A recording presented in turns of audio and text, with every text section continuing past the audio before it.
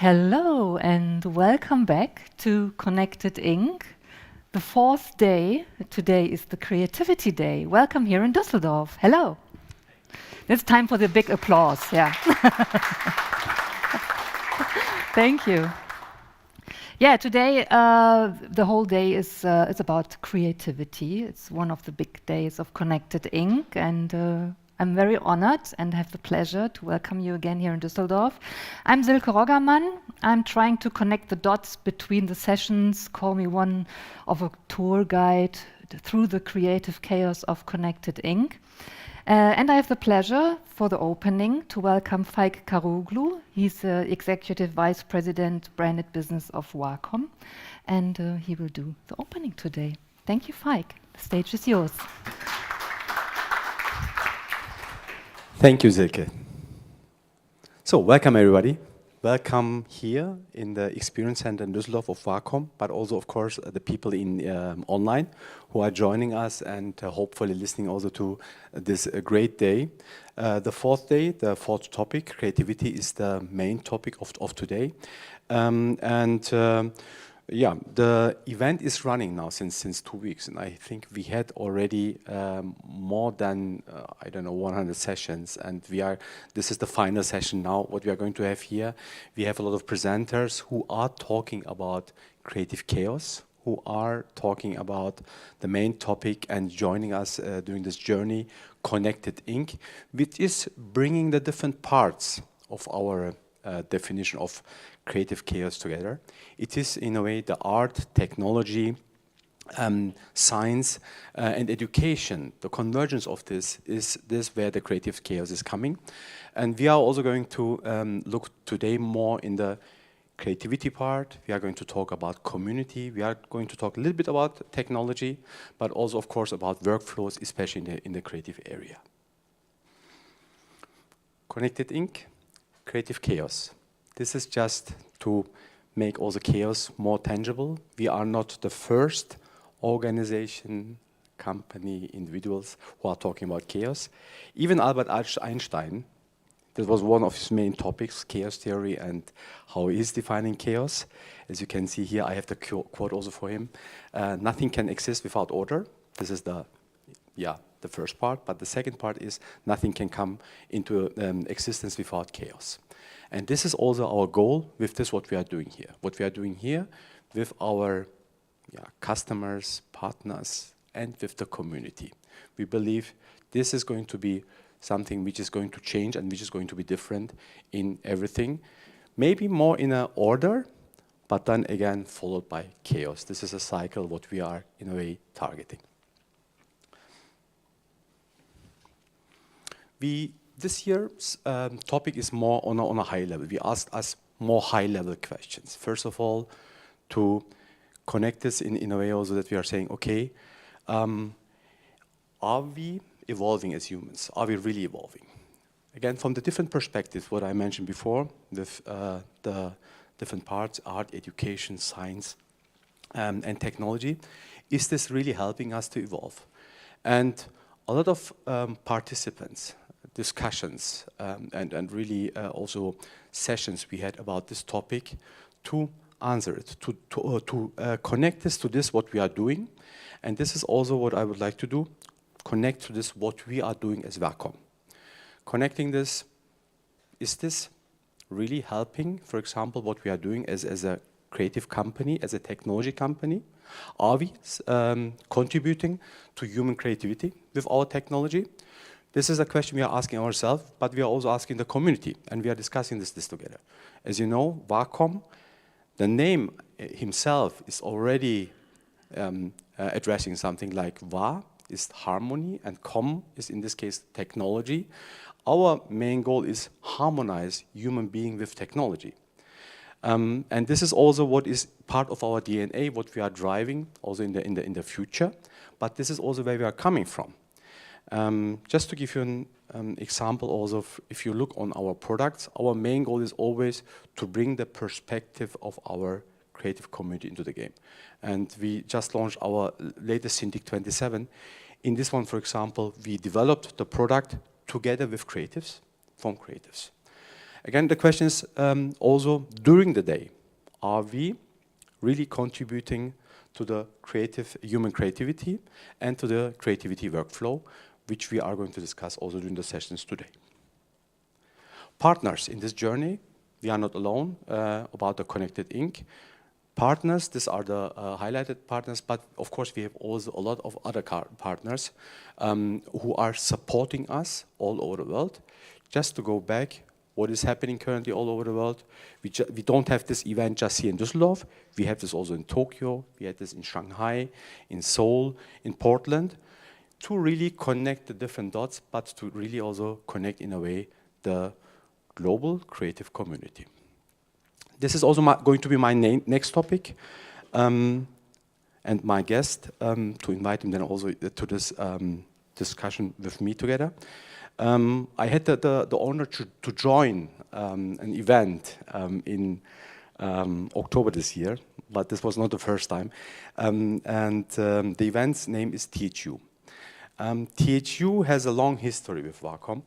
And Andre is going to give us more background about this. But just to give you also where this is coming from, the event is happening in a small island next to Lisbon. Names of the island is Troia. I thought Troia is in Turkey, but I learned that, hey, there's also Troia in Portugal. And here, the global community is meeting every year and really looking from different perspectives also on the creative way. And here you see the picture of the tribe. This is the so-called the definition of the THU. And these are people from all over the world. And with this, I'm inviting Andre Luis with me on stage to give us more insights to THU and what is behind THU. Sure. Hello, Andre.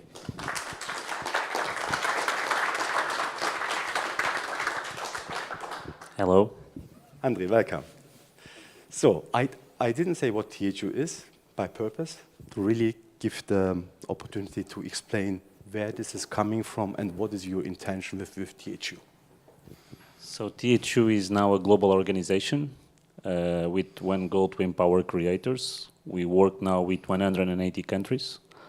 And this event is no longer happening in Troia, was the last year, last edition. So we are moving to a new place. But our goal is, since 2013, is learning and understanding how can we bring the creative industries to a different level so we can empower creators and make sure society understands us as a force for economics and for the society itself. Maybe we can explain also what THU means. Trojan horse was a unicorn, yeah. And it's just a stupid name. The goal was to find something really stupid so people don't connect with the corporate industry. And this was the most stupid name I found, so that's the reason we choose. That there is nothing behind Troia, was really a coincidence. Yeah, but this is the reason why the tribe is following you.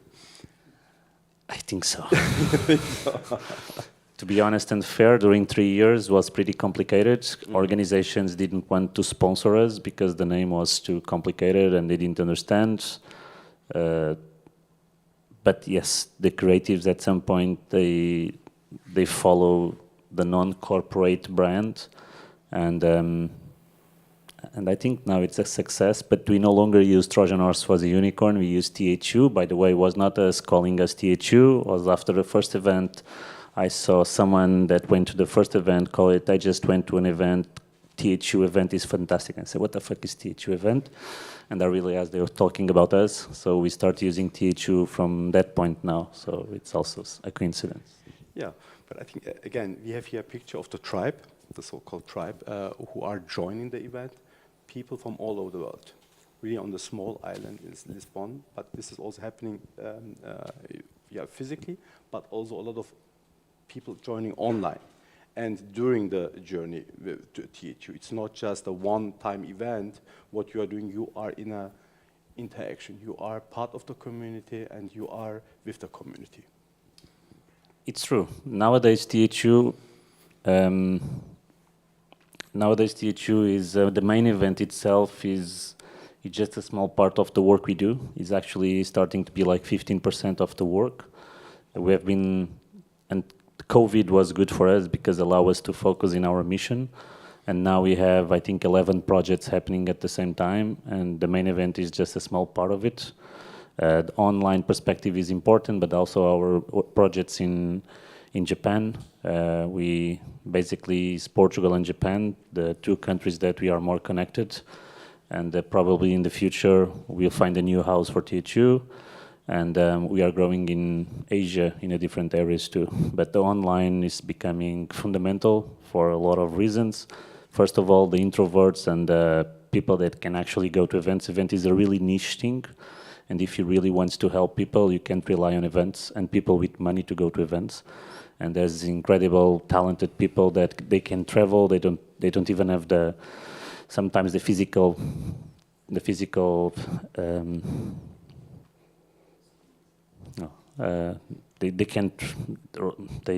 are not comfortable being with big crowds. So it's important to tackle all these talents and give them the solutions. And I think you are already talking about talents, and what is impressive for me is that THU is taking care of next generation. This is really what I'm also sensing during these events, online or really the physical event, that there are younger generation, the next generation of creative professionals are joining you, are learning, and there are master classes and there are mentorings, etc. That means there is value and the connection between today, tomorrow, and after tomorrow. That's our big fight, how to actually make that connection, how to bring new blood to the market. Our industry is complicated. It's not the easy industry, you all know this. So how to actually change the mentality, change the perspective that the creative industry is. So bringing new blood is really important, and making sure they don't drop off, because we all know how hard is our industry, and every day we want to give up and find like a new path and find like something easier.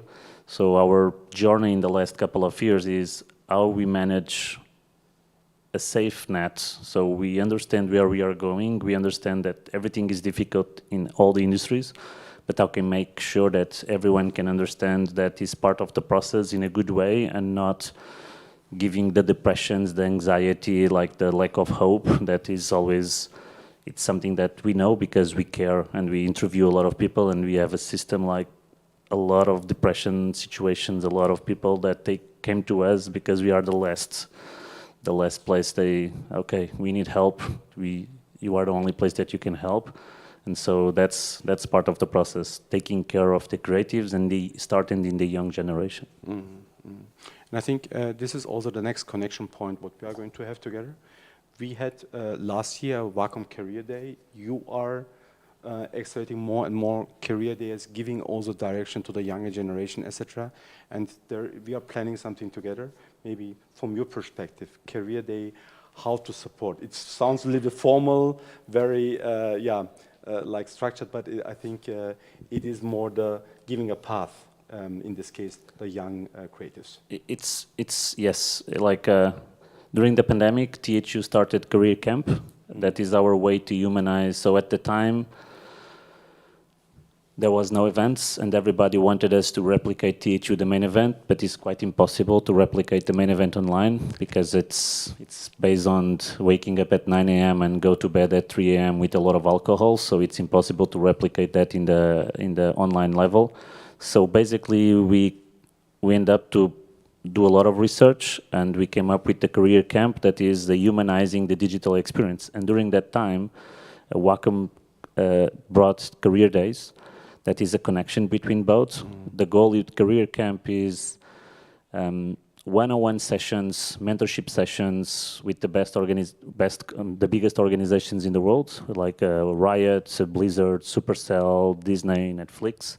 And to make sure we can bring also the teachers inside these organizations to do mentors, the ones that normally don't go to events because they are not famous, or they are too shy to actually to be on stage. Career Days is going to be something really interesting, that we are going to join forces this time, because Career Days is more broad to everyone, and we want to help the most talented and more passion from Career Days and bring to the tribe. Because the THU, unfortunately, is not for everyone. It's for the one that have the passion and they have the true values for actually go to the next level. And unfortunately, we can't help everyone, just the ones actually that they really want to help back. And career days allow us to actually do that research, because you guys have a big approach to a lot of like youngsters and a lot of like passionate people, but we want to take them of the most passionate and bring to the tribe, and this like curation will allow us to help everyone, in my opinion. Yes, and I think this is important. On the other side, we are also seeing that the industry is really demanding new talents, and there is a need for new talents coming from the different parts of the world, and from different industries, not just from virtual production or webtoon, etc., which is going more and more in this direction. We are seeing also that there is a movement. Plus, that in a way, also the creative industry is accelerated by technology. We are seeing that technology is impacting, of course, also the speed of the content creation, and how creativity can work, and how this could be driven. Do you have any view on this, connecting creativity and technology? It's another big challenge. Yeah. Basically, there is two sense on this that we are working on. When there is not, schools are not preparing this young generation for the technology part. That's one of the big questions. In Career Camp, we last year received like maybe 8,000 applications, and we realized that the biggest talents, they are not connected with technology. So there is like a new blood coming, not connected with technology, which brings a lot of problem, because they are not connected. There is no jobs for them in a way, because the market is demanding tech artists. So this is something that is a problem now. There is not enough tech artists. And technology, like you said, is also super important. So for us, what we are doing is how to bring technology to creatives in a way that they perceive as something good and not the enemy. So it's and we have been failing, to be honest. It's not easy. Changing mentalities as the creative side is really complicated, especially for 2D artists. So, but we know that technology is here. Technology is going to be the future. We need to actually understand technology to be more creatives. And so how do we evangelize this to the schools? That is also important. And it's a step by step. That's also why Wacom and THU is starting to collaborate more, so we can actually have one voice to influence others. The importance of creatives understand technology as a friend and not the enemy. Yeah, and I think this is part of our goal and vision as Wacom, as a technology company, to be here also in this case really the extended instrument of the creative. And maybe one last sentence to this one. You can earn money as a creative artist. It's not that you can't earn money. There is really a career path behind this. And I think also that means in the future, also the creative professionals can live from this, what they're doing as a creative work. They can make a lot of money, actually. Yeah. That's the thing. Yeah, that's the thing. They can make more money than me, so that's the thing. I see a lot of friends making a lot of money, and I want to be an artist now. So it's just a matter of like education, perspective, and understanding how the market works, and growing and evolving, and having fun in the process. And it's something that schools don't teach anymore, and we need to change this mentality. Yeah. Let's change a little bit the perspective. Let's change also the perspective, what you are doing in Portugal, especially with your project for next generation. Do you want to explore this a little bit? I can. It's still a secret. Okay. But this is between us here. This is what you can share. So basically, we know that education is a broken system in a lot of ways. And the good schools are actually like super expensive, and it's a business. At the end of the day, it's hard for actually to make this happen. So I ran a school, was one of my first projects. I was the founder of the first computer graphics schools in Portugal, and education is not easy, is one of the most complicated industries. So in the last 9 years, we have been trying to understand how can we actually change this, because having a school is a big endeavor, like takes a lot of money, it's a nightmare. So now we came up with a concept called THU Libraries. that is basically using the public libraries around the world as a safe system and building a hybrid system of an online platform-based, mission-based with the mentors approach. The reason we can do this now is because THU is actually like a strong community, and we are using instead of Medical Without Borders, we call it Creators Without Borders. So I'm going to open a library in Uganda. I can just say, who wants to go 3 months to Uganda to be a mentor? And we have a lot of people going. So the problem of finding good teachers is solved. That is also fundamental, one of the biggest problem.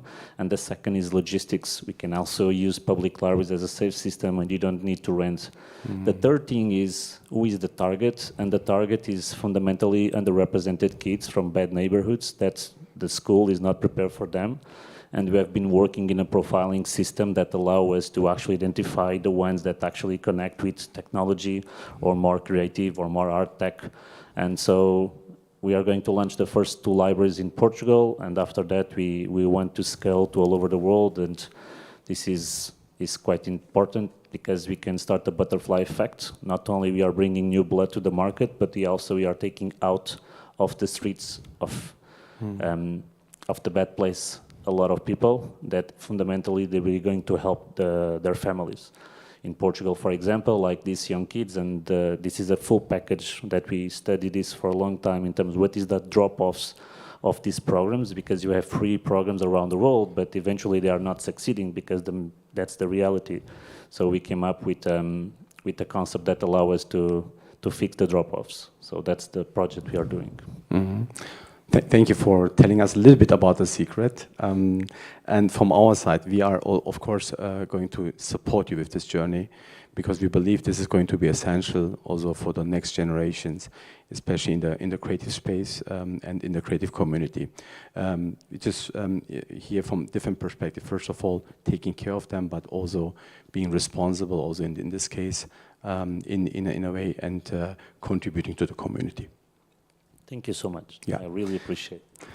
Andre, thank you for this insights from your side. And I know there is a lot of information about THU, and I think you can follow THU on different sites, right? I think so. It's still a nightmare to go to every places we have now, because it's really complicated to explain, but we are changing the website and the way we explain ourselves. But you can go to the website and Instagram at least. At least you have cool videos. But in the future, we have like information that allow you to understand what the hell is THU. But THU Instagram is the best place to follow us. And with this, please stay engaged with THU, and then of course also with Wacom. As I said, we are joining this journey and supporting also here THU from technology perspective and from community perspective. Thank you, Andre. Thank you. Thank you, Faik.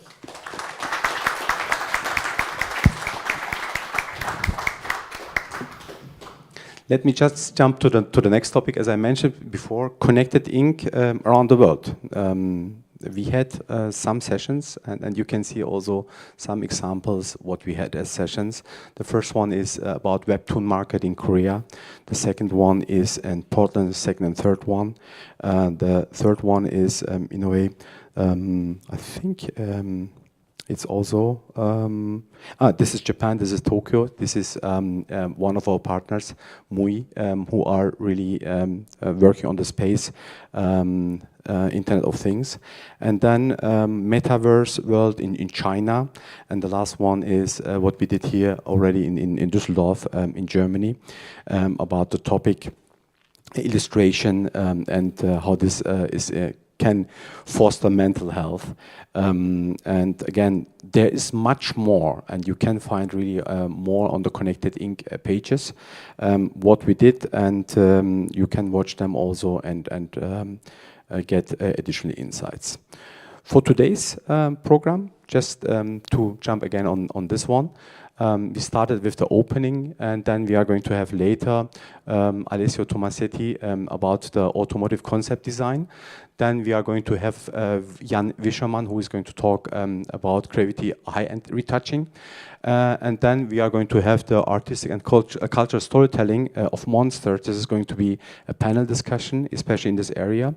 And we are going to demo UEFI. UEFI is Wacom's new technology service where we are talking about creative rights initiatives, what we are driving, and we would like to share this also with you as a community, and of course to get your feedback.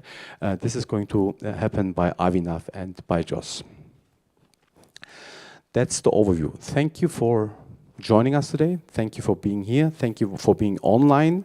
And please enjoy the day. And we are looking forward to stay engaged with you. Thank you.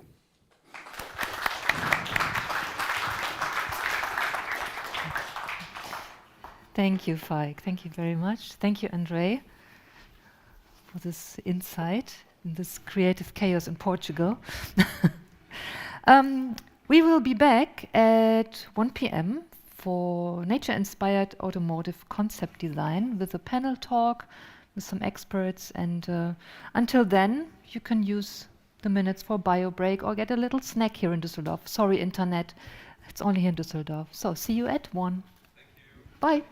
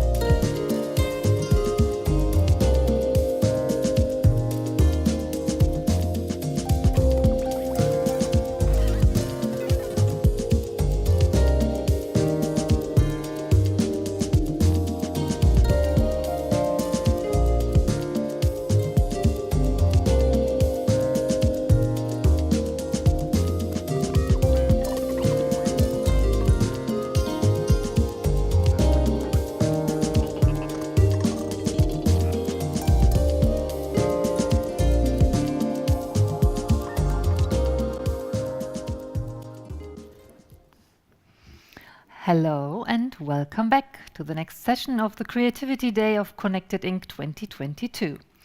As you can see, maybe, when you don't just see me and our panel, and of course the visual behind them, the next hour is going to be dedicated to the car, to the automotives, to design. And we have 4 experts talking about this topic, this complex topic. May I introduce just with one short sentence, Alessio Tomasetti. He's head architect and designer, professor at the IED University and Rufa University of Rome. Hello, Alessio. Hello. Then we have Nico Gaudioso. He's exterior automotive designer, if this is correct. Hello. Yes, hello. You're from Argentina. Yes, that's true. Welcome to Düsseldorf. Thank you very much. And we have Emmanuel Klissarov. Hello, Emmanuel. He's independent designer, of course, automotive exterior design from Bulgaria or Canada. Bulgarian Canadian. Oh, wow, this is cool. And fourth but not least, Leonardo Mendolicchio. Sorry. Mendolicchio. Oh. Don't worry. Okay. It's okay. Okay, let's rewind and we start again. Yeah. Sorry. It's a colleague from Wacom, so I I know your name. Enterprise Sales Manager Europe from Wacom. So, welcome. Thank you that you're here, and the stage is yours. Have fun. Thank you. Thank you. I will just do a short introduction to this session, spending some word for automotive design. We were thinking to bring automotive design here and product design because I think that automotive design is one of the most connected creative process to Wacom. When I'm in my role, I'm meeting a lot of customers, a lot of automotive design centers, a lot of creative people that are sketching, that are trying our product in their workflow. And what I noticed is how automotive designers are in love with our products. All of creative people they really like our product, but automotive designers are, when they test and when they use our products, they are really Like children. Like children, exactly. Yeah, sure. They are With the first toy. They are really feeling. Absolutely. They are really feeling like the first time that they sketch. And I understood this after some years in my job, why it's happening, because automotive designers are crazy for details. They are crazy for details. They can draw the same line for 3 hours in a row, and for us, normal people that are not sketching, it's always the same, but it's not. For them, it should be better, and that's why, for instance, automotive designers are using displays more than tablets, because they want to have the feeling of the sketch. And now that we are launching the new product, this new incredible product, this Wacom Cintiq Pro 27 is the, I don't want to celebrate too much, but it's the most good product, display product ever made on the heart. And I'm meeting them. I also feel how they are getting how cool is this product. From the first second they put the pen they put the pen on the display. But I don't want to leave time to you guys because you are the ones that should really take this stage. I leave the word to Alessio Tomasetti. Thank you. That will introduce this session that is about how nature, thinking how nature about environment, about lifestyle is influencing the automotive design. Thank you so much. Thank you very much. I leave to Okay. To Emmanuel. Thank you.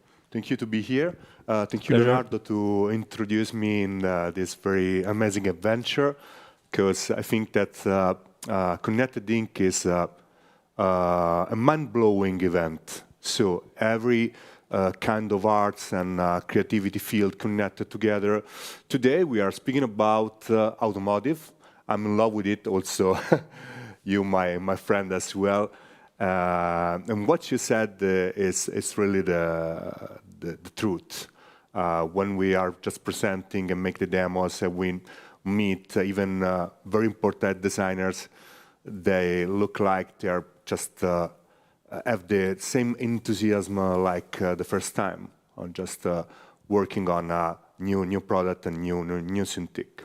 I know that you have prepared for us two presentations just to introduce you, and then starting with the topics, how nature could influence the car design, automotive design, but how nature could influence also aesthetics every time.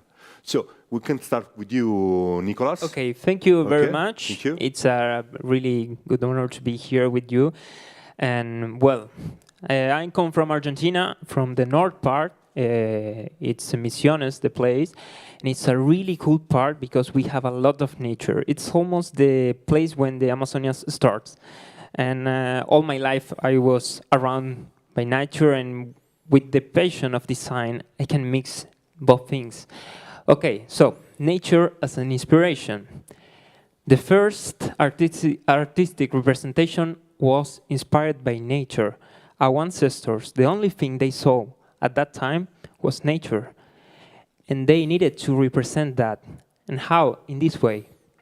That means that nature is the first and absolute source of inspiration in the all existing ways of inspiration, in everything there is from it. So, from the beginning, the human being was surrounded by this. Yes, that means that information was an input for us. We can live with that language. We can understand that language. The nature communicates through the shapes, through the sounds, through the colors. For example, when we see a snake, we can understand it's something dangerous because of the shape, because of the colors. Also with the storm, for example, when we see lightning, we see the thunders, it's something that it's really dangerous, and we can understand that. And that is the main topic of this. We can relate everything to products, because every product have a meaning, every product have to communicate something. And we can mix both things together to communicate. For example, in this image on top, we see a very dangerous animal, and we need to express the same things in the car. For example, in this hypercar needs to express the powerful, the speed, and we mix both shapes to have these kind of products. The nature is the most evolved thing in the world, have millions of years of evolution. And we need to consider that to create new products, to take inspiration. And in the nature, we can find all the solutions we are searching for. And because of the car must represent movement, what's better than nature for that? Because the nature is alive, it has movement. And here, for example, we have 3 examples. Yeah, a cute dog, a gorilla, and a tiger. We have 3 different products: a city car, a pickup, and a sports car. And that transmit different emotions, that transmit the meaning of the product. Here, this is a personal project. I did a sports car that needed to fly. And what better to take inspiration from the nature for that? Here, for example, with the aerodynamic shape, with all the wings, the edges. Here, we can see in this image here, the inspiration, the water drop that makes everything aerodynamic. Here, some more image about that. Inspired by the wing, with the wind. It's something that every sports car, every supercar needs to be, because we need to do fastest product, aerodynamic. Here are some images also of the product. Also with the details, with all the technical aspect. It's everything inspired by the nature. Here, some more image. And this come from the inspiration from the DNA of the brand, and also mixing with that bird that inspires me. And this is, well, the final image. And well, I will let the word to Emmanuel. Thank you very much. Thank you, Nico. So the stage is yours, Manuel. Yeah, thank you. It's a pleasure to be here. Can I just get the... Yeah. Yeah, so I can switch. Oh, this one. So my presentation is more about a bit about my background and a little bit of examples of projects which actually show how nature can actually inspire some of the design features.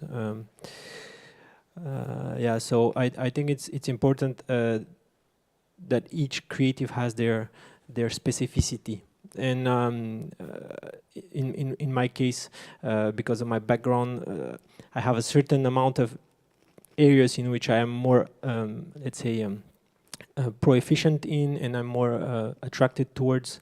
And one of the main aspects is learning. I really like to learn new techniques, new ways. Every time. I think it is very important. Stuff. Yeah, sure. I think so. For me, it's my background is I started off. I was born in Sofia in 1980. Then I moved to Austria, then to Canada. Then I went back to Europe. I mean, my life was a lot about traveling. I think that also brought me to one of my, let's say, philosophies, and it's all about absorbing inspiration along your path. Along what you will live through, you know, and it's important, in my opinion, to be actually experiencing elements from our reality in order to bring them back into your creative process. A little bit about my professional background. I had a couple of internships in some brands. Then I had the opportunity to work for Renault and Dacia. My latest job was with Mercedes-Benz, and now I'm an independent designer since 1 year, and I'm expanding the field in which I'm contributing from automotive design to all means of transportation design, which are very, very inspiring. And there's a lot of opportunities with new technologies on the sea, in the air, and on the land. It's pretty interesting. So I'll just go through a couple of projects that I am allowed to show. I will just browse through them rapidly so that you can just have time to discuss afterwards. Yeah, sure. Absolutely. I'll just point out some elements that in these projects were directly inspired from nature. So related to the latest concept, which is a private submersible, which is for the field of yacht owners. It's an expanding market. The inspiration for this one was mainly how can you create a sense of comfort and of a feeling of being in a good place while you're underwater, and it's something that is very hostile as an environment. So the shapes of the vehicle need to be round, welcoming, human. So the main inspiration for this vehicle was a pebble stone. That's why it's called the pebble sub. But the shape of the exterior then needs to communicate to the client that it's inspired from the water world, and that's where comes the manta ray inspiration. So it's all about using in nature for communication, inspiration, but also for communication, because we all relate to nature in our own way. Yeah. This is another concept about limousine tender, again related to the yacht field. It's about taking the guests from the shore to their yacht. The nature here is more into the inspiration of the seats because it needs to have guests need to feel like they're pampered, they're being taken care of, and the shape there needs to be expressing that kind of feeling, you know. So this is just an example for that one. Here for this project, it's a metaverse racing car project. The goal was to give a perception of something that is striking, that is a little bit more hostile in a way. So that's why it's a little bit overloaded with details, almost a little bit more, let's say, not so pure, nature also has this, as you mentioned earlier, related to striking, lightning, and so on. It needs to have this perception of hostile, something that is not so welcoming. Because of the purpose of the project, each project needs to have its purpose, in my opinion. So some of the development process of that car. This is one of the concepts of concept vehicles of Renault, which came out in 2017. This is, of course, there was nature at some points in the inspiration related to security issues, and mainly the nature aspect I wanted to point out in this particular project was the honeycomb structure of the interior, which actually is visible. Sorry, here. It is another way to give solidity while using biomimicry. As you mentioned, it's a very important field. I think it has a lot of value, and also communicating something new while being inspired by something that is coming straight out of nature again. And another project a little bit more down to earth, just to show how that also relates to the expressiveness of, as you mentioned, from a gorilla. This vehicle needs to have an expression of a certain kind of attitude, and that is something that is necessary in the development stage of it. Another project which is more about family. So a family car needs to have a feeling of welcoming, so it needs to be more slick, a little bit more like a dolphin. And so just to show you this wide array of form language that can adapt related to the purpose of the project. And one last word and one last sentence, food of thought for everyone, just to encourage everyone to go and reach for their inner creative side, because we all have a creator within us. We just need to choose to go and get it out. Thank you. Thank you. Thank you so much. Two different presentations, two different stories, but super interesting. And which is your first contact with nature while doing a project? So while being student or just as a professional, or you started really thinking about how nature could inspiring yourself, which is the moment you can just recall in your mind? When I started to study, I look at the background, because I studied in Argentinian Misiones product design. Okay. And in that area we have a lot of forest and a lot of animals and insects, and that started to, I don't know, makes my curiosity grow up, and started to see all the details, going with the camera, with the macro, and looking some little insects. Just making research, something like that. Yeah, exactly like that. Well, And that inspires me to start to think first in nature inspiration, and after start to look for a product or another images and taking some other inspiration. And that started to be something that you use in your workflow as a professional. Exactly. I think for me personally, it's a little bit more global and subconscious. In a way where I like this thing. Yeah.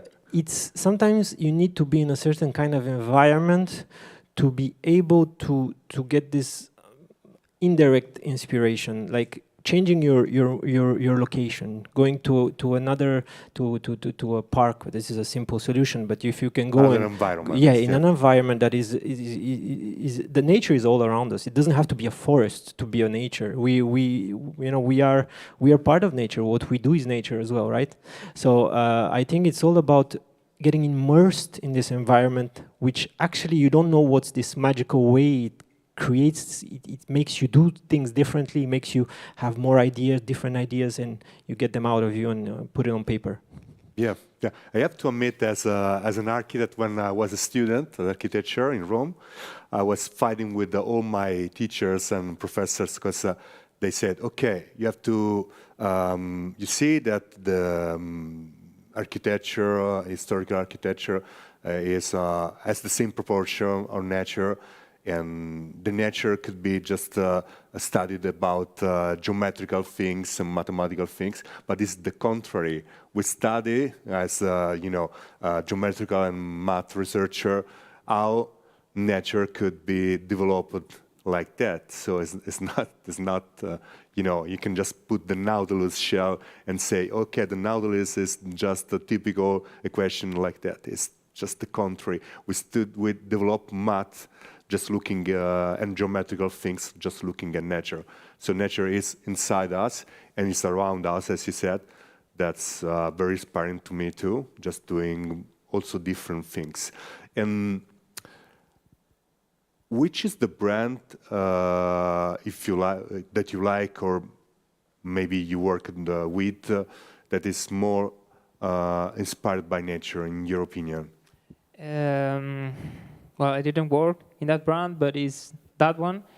It's McLaren. McLaren. Yeah, I see, because McLaren is about performance, and they do a lot of research. And I think it's one of the most, in terms of course, performance biomimicry is the perfect match. But yeah, there are a lot of brands, and I think in every creative field, they explore that also, because it's something fundamental, it's something super important. Yeah, and by your side? No, I think it's once again, I think mathematically being able to take nature and getting into products is a challenge to do. Yeah. I think a lot of companies are trying to do it. I don't think it's possible to name one that really, this one really manages. We all are trying. I think all companies are trying. Even when I was one of my ex-employers, when I was at Renault, our head of design, Lawrence Vandenacker, he was very well communicating about how the inspiration from nature can be brought into the vehicles, and that's something he brought out from when he was in Mazda, and it's something that we're always struggling in trying to get, in a final result. But it works more or less at different levels with different companies. But I wouldn't say some companies doing it really well. Okay. Everybody's trying. Yeah, just it's a very hard challenge to do. But just linking to your answer. How do you think that nature or natural inspiration could match with digital? But for me, even if you look at, for example, you're talking about digital. Digital is, for me, is mathematics. Mathematics are actually nature. When you look at parametric design is nature. You go into detail of nature, it is parametric. So it is digital, right? So I don't see a difference, you see. It's all about point of view and about integration. Being able to integrate these phenomenons, these mathematic possibilities into our creative process. Same with AI. Okay, you said a nice word. Nico, by your side. It's a really good point. Yeah, good point. Very contemporary topics. Yeah, I think in the same way. Like everything, it's in the world. The main language is mathematics, and the nature is governed by that, and also the creative field also, because everything we create is related to that. All the digitally also, with the Fibonacci, yeah, exactly, and yeah, I think I have the same thing, the same expression like him. Yeah, but the workflow actually for designer is 100%, we can say 100% digital. Yes, it is digital at the end point. Some points, I think there's quite some. Are you using just analogic sketching? I think I have colleagues also who do still use paper, pen on paper, but it's a very rough thought. Yeah, it is not something that they share. So me in my sketchbook, what I sketched, I never show that to clients. I never show that to my boss. This is just for me to know what I'm doing. It's a way of communicating. But then when you really want to do something, then you need to take into account the new tools. Otherwise, you're not going to be in touch with the actuality. Just to share quickly and to have all the possibilities. I think it's necessary. It's but just you use that as like training.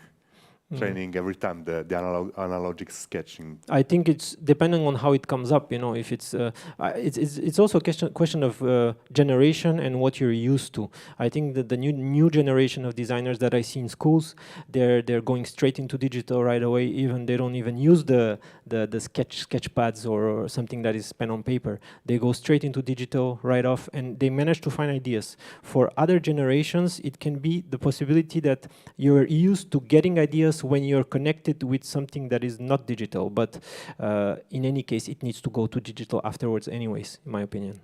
Okay. Yeah, that's true. And also, I think for the new generations, it's also more challenging because every time the automotive industry is asking more things to the new guys, like 3D modeling, Sure. rendering, and we need the new 3D modeling VR stuff. It's also expanding even more. And as a designer, you need to be able to sketch the first doodle, to do also the model, and also to present in the correct way your product or your result to show what you are working for.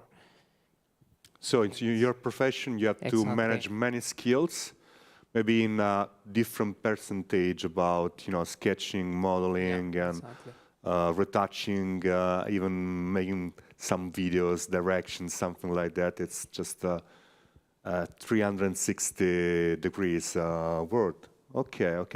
What about just improve your ideas and finding some inspiration in different environments? How can you do that? For example, I want to work in digital, but I don't want to be in my studio. I want to be out. How can you solve this problem? Or you take just a walk and... Normally, I just take a walk or a trip or something with the iPad and the Oculus, and just I do my thing. I do a quick sketch, maybe in the iPad, and after with the Oculus in Gravity Sketch, I do the model. And also, it's a really cool tool to play with. And also, well, after with the Wacom and Photoshop, I can improve that render or whatever I did. And yeah, it's more or less the workflow I used to do. You introduce virtual reality in your workflow? Yeah, of course. Yeah, I think it's absolutely necessary. These technologies are very useful. They're very useful. They're very useful at a certain stage of the process. So, but to answer your question, I think ideally, in order to be able to really get that inspiration that you mentioned, how do you go in the field, with what do you go in the field, is actually that you're on your desk, that you have your setup, comfort, everything, and that the environment changes around you, and that's impossible, but that's the point. So for me personally, how I achieve that as good as I can is my setup is mobile. My setup is I have 2 laptops, I can take them with me and go work elsewhere. I can go to another country and I can change locations. That allows me the possibility to constantly be inspired by these different locations, different nature locations also. And it's the ability for me personally is the ability not to be stationed in a particular location. You know what I mean? Yeah. And I was thinking that nature could be improved by VR scenarios. So you can just be in your desk, sitting in your desk, be in the Amazonian forest and on Niagara Falls. I don't know. And that could be good. That could be cool. Like that. No, this is really No, this is very, very, very it's cool. It's not the future. I think it's actually we have the technology to do that. Talking about the evolution of the workflow with virtual reality, how do you see virtual reality in the creative workflow in automotive? Because it's also a different point of view. I heard the concept, the modeling. Where do you see? Let's say that within the timeline that I was in automotive design, in a typical OEM company, virtual reality was used in its primary tools for visualization and some kind of, let's say, analysis of design, but at the advanced stage of already completed design. I think the new tools allow workspaces of designers to be accommodated with tools that allow you to integrate virtual reality early on. As we discussed earlier, it is something that you can do at the creative phase now. It's something you can sketch with Gravity Sketch right into the initial moment of creativity without even having anything drawn on paper beforehand. And it allows you to come up with solutions that you wouldn't have thought of if you went straight into just a 2D workspace. What about the precision of the tools that you have now? Is it okay? You need more. Yeah, the thing is that you are not going to have the same precision working in VR with lines in the middle of the air, but at this stage it doesn't matter because I associate it as if you would be sketching in a little piece of a sketch pad, a very small sketch pad on paper. You don't want to have quality there. What you want is ideas there. So it doesn't really matter if it's not too precise. The question is how well can you translate those solutions you found in the next stage of the design process. You see what I mean? Okay. I don't know, maybe Nico has something to say about that. That's the point, I think. In Gravity Sketch, you make like the sketch in 3D, you make the model, but the quality is not the same as if you are in a computer with the mouse, because in the mouse you have something like feedback, more precision, yeah. You have the feedback, and in Gravity Sketch you are doing the lines in there. Of course, it's not the same, but I think for the first step, for the concept idea, and to have like a rough model, it's totally perfect. When that is validated, you can go to the next step, that is the proper 3D modeling. Okay, okay. So, but both of you has integrated some part of VR in your own work. Yes, of course, of course. I think it's exciting. I think we, no matter the generation, we should always be aware of new technology. We should welcome it because it's going to enrich us. The only thing that can, stop us from wanting it is we don't want to learn it because it needs a bit of effort. But when you put the effort to learn it and you appreciate learning it, you're going to benefit from it in any case. It makes sense. Thank you. Also for you, it's like that. I don't know if just we have a QA session, so we can just ask if we have some curiosity from Nicolas. Have to steal one microphone. Thank you. Yeah. So thank you, first of all. Thank you very much. Yeah, thank you. Clap your hands, please. Thank you so much. Thank you. And now, if you want to ask something, you have curiosity about the car design, automotive world, and you want to know more about our expert here. Oh, sorry. I was dying to ask this question because I really like to talk about how nature inspires automotive design. Yeah. And I think this is the perfect panel to ask this question because we see a shift in automotive design, especially with electric vehicles, right? The design language is changing quite a lot. And I want to understand from your opinion, how is this nature-inspired automotive design being reflected in the newer generation of, let's say, more electric automotive design? So for example, like the shift from like normal BMW design guideline to an i3 was like quite drastic in my opinion. And how is this like from a designer's perspective? Yeah, thank you. Want us to start, Nico? Okay. Okay, why? It's complicated. Because yes, the shape of the car, it's almost more or less the same. We have 4 wheels, a roof, 2 seats or 4 seats. But we need to transmit something different. We need to transmit another message. And also we have some different architectures. I think with the electrification we can make cars different because, of course, the architecture is different. And it's really complicated to, I don't know, wait, can you... Just explain how nature could be improved this shape for electric cars? I am sorry. No. I am so nervous. Yeah, Emmanuel, I have an idea, so can help you. Okay, thank you. No, but I get your point. It is very interesting, the answer, actually. And the answer is that it is hard. And that's what all the automotive companies are struggling with now. What do we communicate? I wanted to bring you back to one of the statements of the boss of Tesla when they started off doing electric vehicles just after the Roadster. I find it pretty good is that they said, we want to make vehicles that people can adopt if we make something that's electric but that is strikingly different, right off, people are not going to adopt it. So they want to make something simple, common, so that it's easily adopted, and then we bring back something crazy, like the truck or whatever else that they're working on right now. But what I mean is, what I see at least is that there's a lot of a feeling of we need to communicate that it's digital. So most of these vehicles have a feeling of a less warm feeling. It's a little bit more of a colder feeling, you see? And it is also present in the nature with the colors that are related to winter season, you know, the dusk period of the day. You can see it relates to that part, right?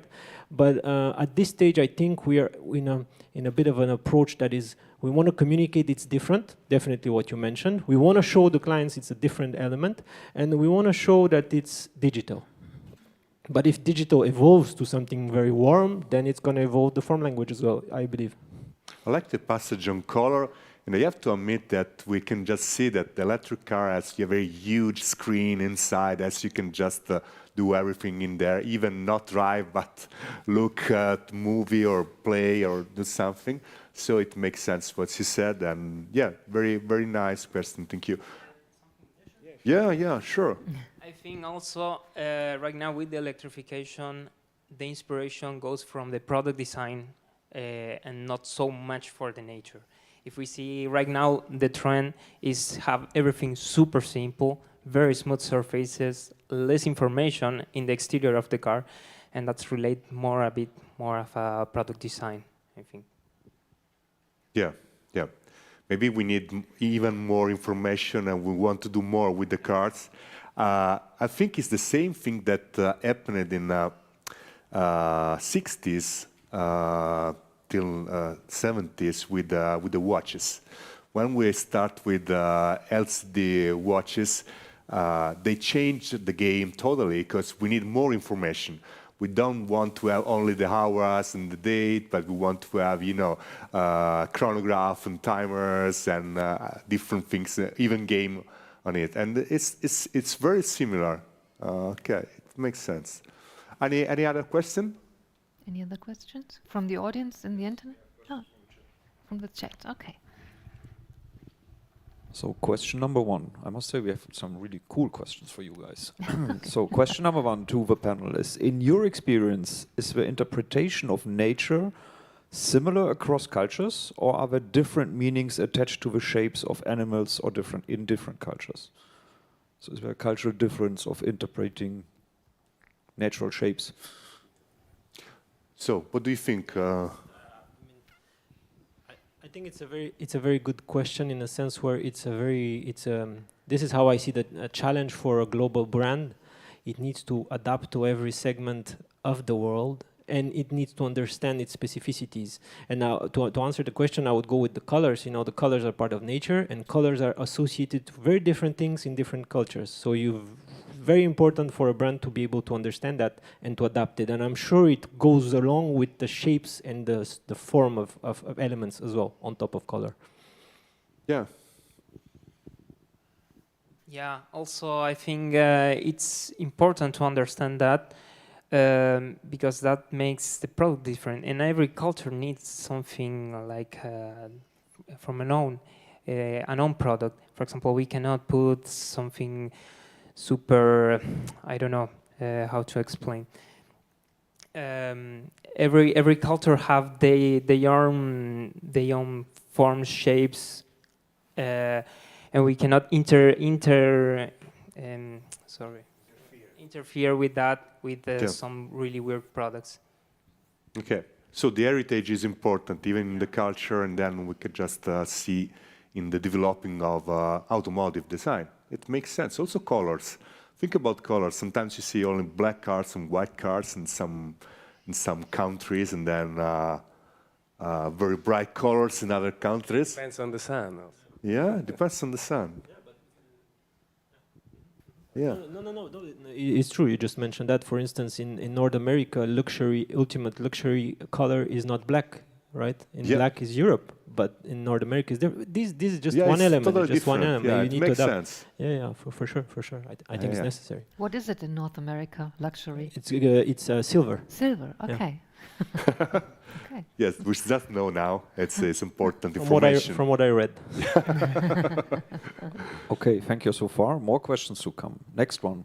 Also question to the whole panel is there any specific consumer group which is more inclined towards nature-inspired design? For example, do people living in the more concrete cities favor nature like the car designs? I'm just going to answer rapidly on that one, and then I'm going to pass the mic. I think we associate very much nature with a leaf, a forest, and I don't think it's the case. I think nature encompasses everything in our life, and we shouldn't just separate that's concrete, it's not nature. We can go into the detail of concrete and see how nature is forming there, right? So I think it's about a point of view, in my opinion. Okay. Yeah, also I am totally agree with him. I have the same point of view. We cannot extrapolate things. I have an idea also here, and it's that also the communication is changing according to the environment. I saw, for instance, the cars that when they are launched, like the last car Toyota was making. Is a typical city car, and when they communicate this car, they are just showing the cities how this car can fit in the cities. If you see, I don't know, Ford Bronco, for instance, the communication is just a kind of horse that is going on the mountain. It was also a strong heritage, so they have to continue that heritage, not to disappoint the customers. Yeah, sometimes you have to challenge also with these things. Don't disappoint the customers. Yeah, you have to be, especially in automotive design, you have to be very close to the brand and to the product. It needs to go along. But I think to answer this question also a little bit further is I do believe that you need to communicate to the clients, my opinion, related to their environment. Of course, if you're communicating with clients that are within a city, you cannot communicate, my opinion, by elements inspired by, I don't know, the mountains. Unless that's what you want to sell to them as an element where you want them to break out the city routine and go out. Like any brand that's selling the ability to go, I don't know, like a North Face, you go in the middle of the nature, in the top of the mountains, but nobody really goes necessarily there from the average consumer. But still, it's what they're selling, so it's appealing. It's a question of what is appealing to them, rather than where they necessarily live. Yeah. Okay, thank you. Then next question is, let's say, your inspiration from nature. Is it your approach in every project, or is it also a wish that comes from your clients? Means, is it part of your design brief as well?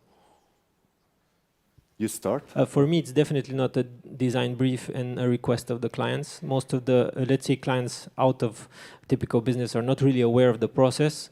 So I think it's up to us to, to educate the clients.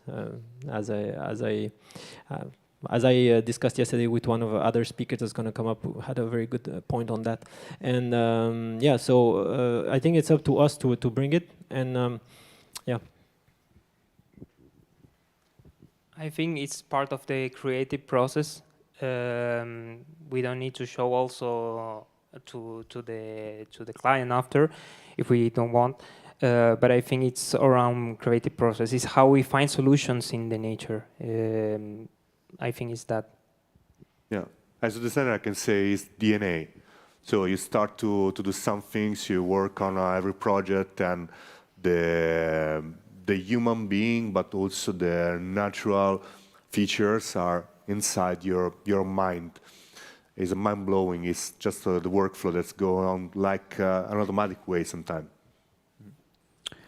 Okay, thank you. And then my last question from the chat is, do you feel like the aspect of or even need of using innovative tools, like VR for design, is already mirrored properly in the education of creatives and designers?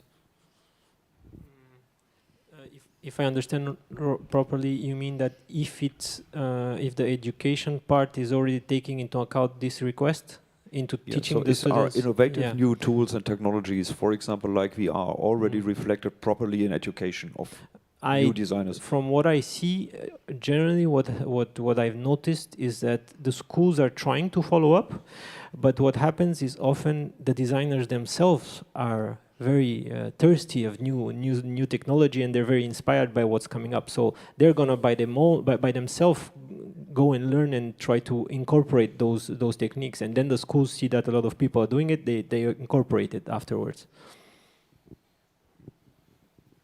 Yes, I think the same. Also with the new IA tools, the technology is growing so fast, and the schools cannot do it in the same way because it's really complicated.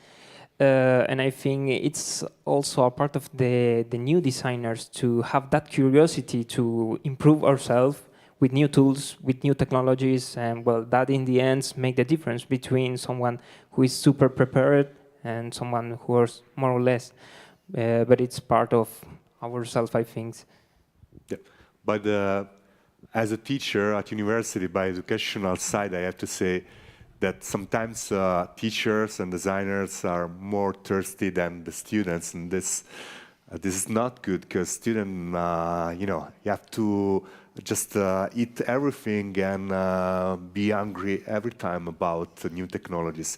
So this was so interesting that I can just go for hours about these topics with your experience, with your professional works. And thank you so much to be here. Nicolas Gaudioso, Emmanuel Klissarov, Leonardo Mendolicchio from Wacom, and I'm Alessio Tomasetti. Thank you so much to follow us. Thank you. Thank you you. all. Thank you.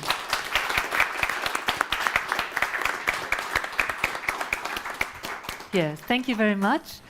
Now we have a small lunch break, and we'll be back at 3 o'clock afterwards for the next session with Jan Wischermann. Sorry, yes. So see you in about an hour.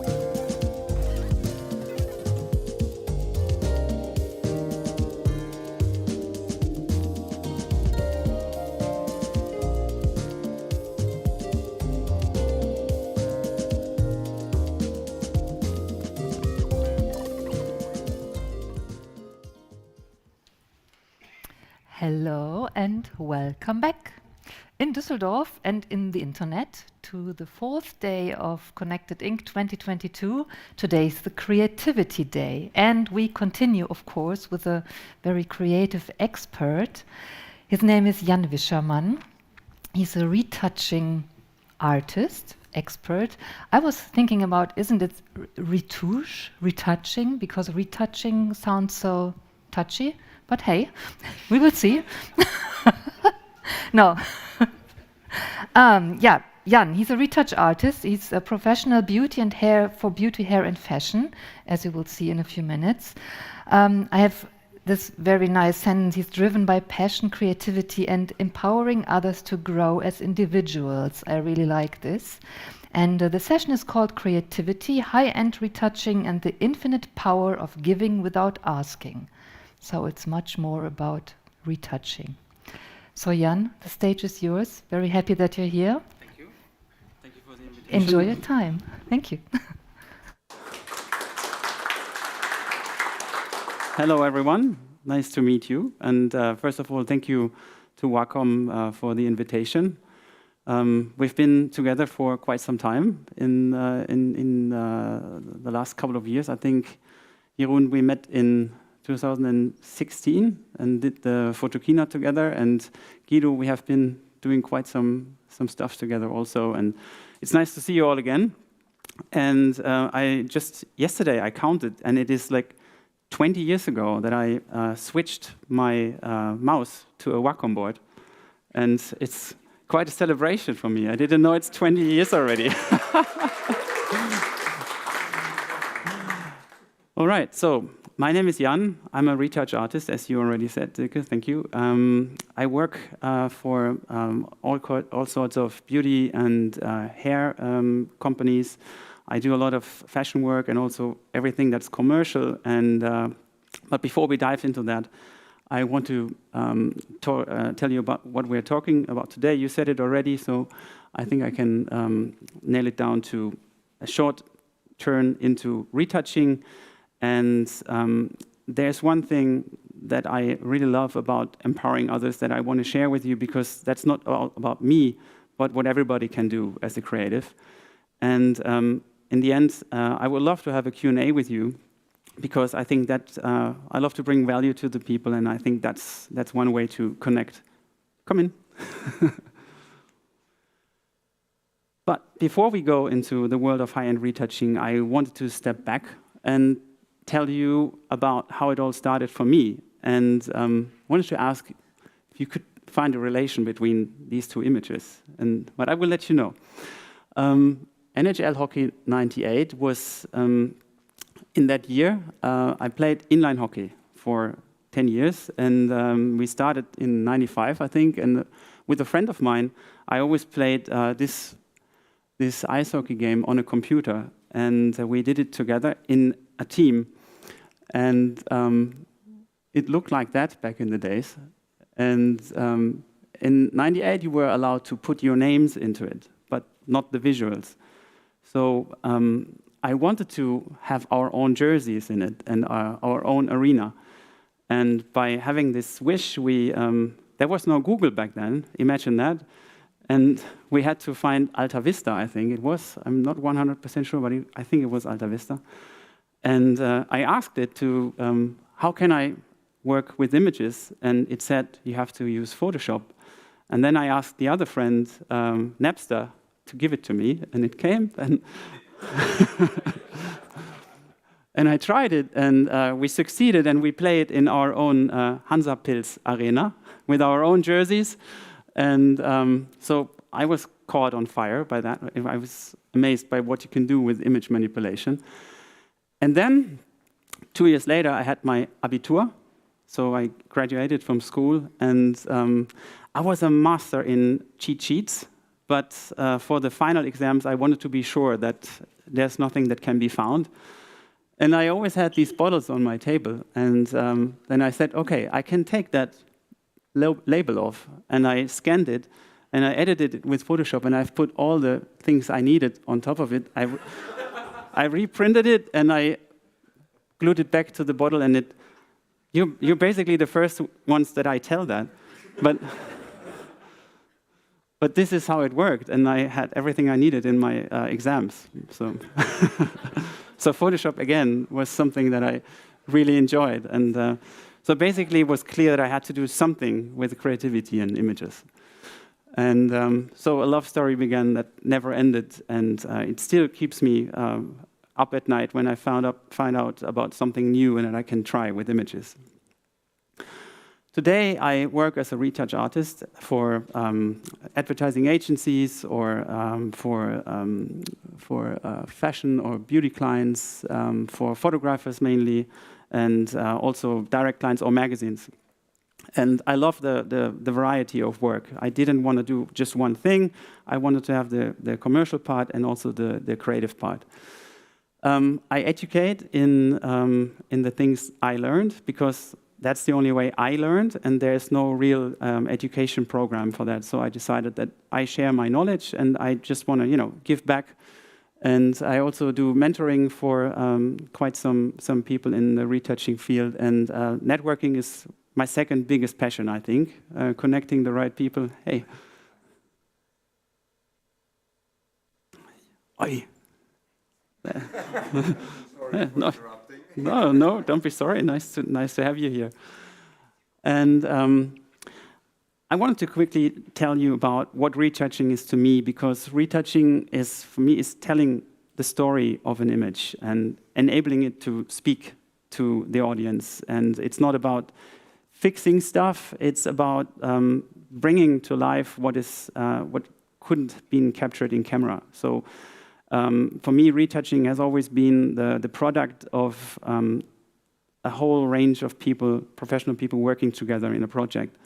Meaning, there's the art direction, there's of course the client's vision, there's the styling, there's the makeup artist, there's the photographer that captures the whole scene, and also the retouch artist. He is responsible for the final touch and for bringing it to life and working on balancing luminosity and color. And I think that is basically what I do. I create a visual experience together with the team, and then you can get it to a really good image. And I always say that this is my mission. Whenever someone works with me, he should have peace of mind, because he knows that I can deliver the result that they see. And that's actually what retouching is. You learn to see at a certain moment. That's what every creative has, I think. When you work with images as a photographer, or if you draw, and if you're an illustrator, you have to learn to see the final result in your head before you start working on it. And that's a magic moment when you reach that point, because you have all the technique and the techniques and the technology that enables you to do it. But then you start the creative journey, and this is what drives me a lot. And I want to give you a few insights in the work that I do. I have brought some examples from all sorts of areas. So on the left side, you can see there's classical advertising work. The top left is one of the most successful campaigns of the last years for Stabilo, and the other one is a very complex composite image for Miele, and this has been created out of, I think, 30 different elements and images. And in commercial retouching, you always have the challenge to adapt these to all sorts of formats. And the largest one of the one in the middle was like 25 meters wide for the IFA, the big trade fair. And this on the left is it has been like a passion project here in Düsseldorf with Fortuna Düsseldorf. I worked together for like 7 years, I think. This one is done with Michael Güth, a photographer from Düsseldorf, and we over the years we found out that doing these posters has not only technical challenges, but also those guys, they can be sold right before the season starts. And right? So we had, for example, this guy, not him in this image, but there was one in this position that has been sold when the poster was finished, and we were like, what now?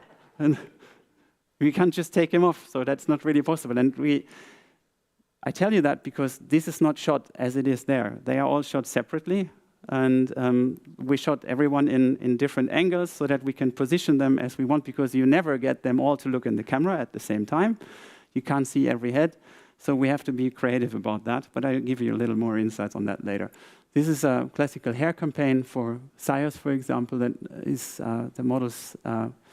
She was shot in front of a mirror, and the idea was to have her twin wear a separate hair color that has been created by Sayos. This was a recent campaign for Armani, so this is a classic beauty image. And the other thing that I love to do is work with magazines, because there's a lot of creative freedom in these projects. So you bring images to a certain look, you bring them all in one family. So there's a variety of images that you can see that have been created there. For example, this one was with Rankin, and it has been a special challenge because she had very dark brown hair in the original image. And this is something you cannot really do. Like, of course, you can colorize hair, but to have it in a printable, very high quality, you need to take some steps that can be very challenging, especially when you bring them to a pastel palette from a very dark color. And these are a few more examples of some magazine and fashion work. For example, this one was with the white dress was the last collection of Virgil Abloh from Louis Vuitton, and it was a very special project. And these ones were campaign images for the upper one is it's very cinematographic. And it has been created for a brand from Rwanda that sells furniture, and they sold it in a story. And it was created by the same photographer that I did that project with which is called Sicily Woman in Cinema, and where we had the task to create 12 different images from Italian movies that were recreated and reinterpreted, and you will see a little movie about that a little later. To give you a bit more insights into the process, not just what I do, is I wanted to give you a few examples of what can be coming your way and when you work in the retouching field, and what is very exciting, because you have to find solutions all the time. And this one was a campaign that I've been asked to expand the whole image, the whole white area. And they said, could you please remove the house? And we need a new house, and we don't need the boat and the pier. And in the water, could you please put the mirroring of the dome in Cologne? I was like, all right, challenge accepted. And so I created this. And let me see if I can go back here. Yeah. So it's all about, just playing with it and being creative. And I like these challenges a lot. Or this is the image before. So this is the backplate we shot, and this is the final result. So we, as I said, we shot them all separately and put them together. And in a 3D program, we positioned them so that they have all, because they have all different heights, and they need to be in the perspective. It has to be correct, and they have to be aligned. And that is, you have to find those solutions then. Well, this is has been a project for Touche magazine, and he was supposed to become Fantomas, and it had to be a more monochromatic color palette, and so it turned out to look like this. So you can see that the ears have changed, and the car has been cleaned, and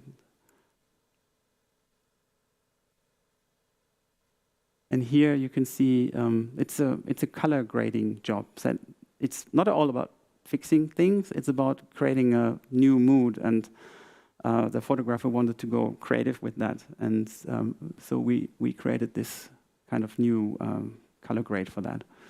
Same here. This was a test we did together with Ava. This is a photographer that I work with a lot. And we wanted to bring it into a completely different direction, and therefore it ended up looking like this.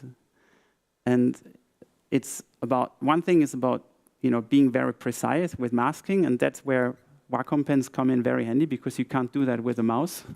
So you draw a selection and create a mask from that, and then you can play with the colors and with everything, because once you have the complete control over an image, you're free to do whatever you want. But you have to put that effort in, and that is what I think is the difference between like apps that help you create any looks. If you want to have control over every single element in an image, you need to be very precise with your masking. And recently, I created a few case studies to actually show on my website and also to clients what actually goes into retouching on that level. And I brought one image that I will quickly show you. This is a classical hair campaign image. That's the final result. And what has been done here is, that's where we start. So you can see that there has been some cleaning around the neck area, the hair outline, and also another color on the hair and on the background. And to be able to do that, you have to, again, have this precise masking, and you have to be in control. And so I brought a few steps that you can understand that a little better. And the first one is the raw conversion, of course. You bring it to a neutral color. In commercial, it's always important that you have neutral colors and not too color graded, because clients change their mind all the time. And it's not on you, it's just, it happens, and you have to be prepared for that. So neutral conversion is always a good way to start. This is what it can look like when you get a briefing from an agency or from the client directly. So basically, it looks very wild, but it's pretty straightforward. So you remove some hairs that go into the wrong direction, that are too bright, and that maybe distract the viewer's eye. Because essentially, creating a good image is guiding the viewer's eye to see what you want to communicate. And so you can see this has been cleaned up now, and then new hair has been created, and also here on the inner. Oh no, it was there already, but it was this. And then there has been some cleaning of the we call it dodging and burning. That's basically painting with light and shadow to even out imperfections without taking away the structure. And the last one was to recreate the neck, because there was the hair before. And then it comes to creating the mask for the color. And therefore, you have to have that really precise mask that you take from channels, or that you can draw with your pen. And then you are enabled to change the colors. And when you have, just to give you an insight into the workflow, if you have the model's mask, you put more masks into the same folder to be able to have the control over the hair color of the skin and the eyes and the background, so that you can balance out everything. And then you can change the hair color, you can change the background color, and then you see there is a problem. You see that the white background shines through, and by having the mask, you can then work from inside the mask and change that back. So now you know what I do and how I work and what can be the tasks. Of course, there is much more, but I don't want to bore you with thousands of images. I wanted to talk to you about the infinite power of one thing that I learned. And the thing, if there's one thing that I can nail it down to in my career, was sharing knowledge and inspiration with other creatives has been the one engine that kept me driving all the way.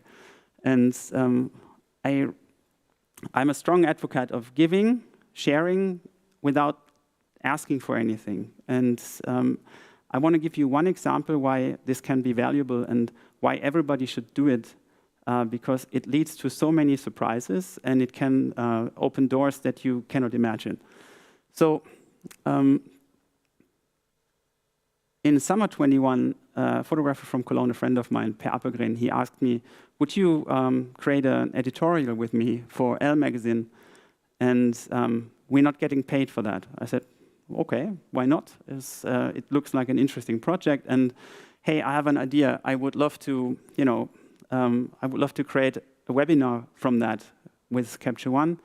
It's a company that I collaborate with as well, and I said this can be valuable to teach people, to show them how to actually color grade an image for a real fashion project that is published in a magazine.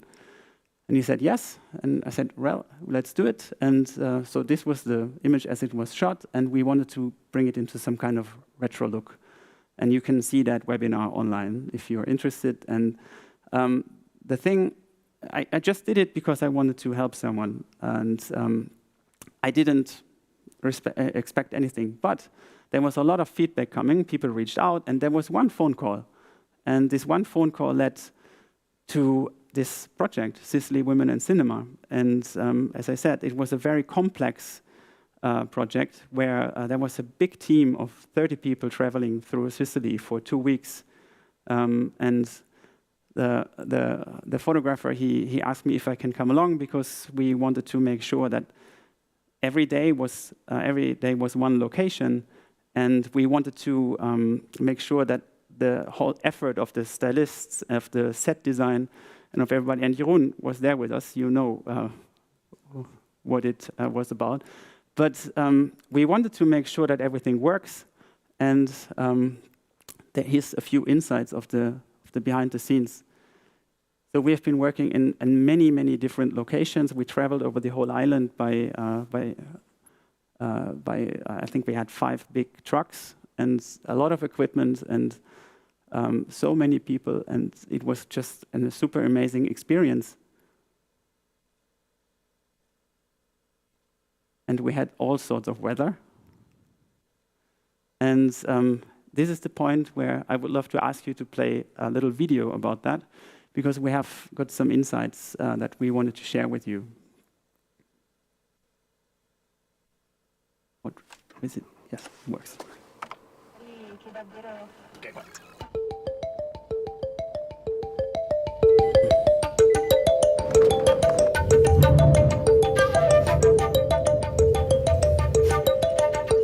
We were traveling through Sicily. We discovered the best possible locations.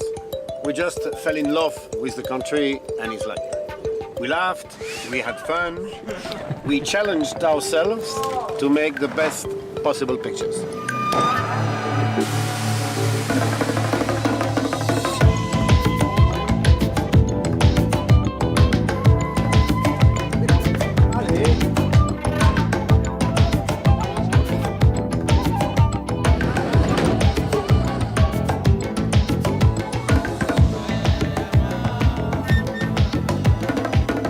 Siamo qua per il progetto Sicily Women in Cinema. Interpreteremo 12 film girati in Sicilia.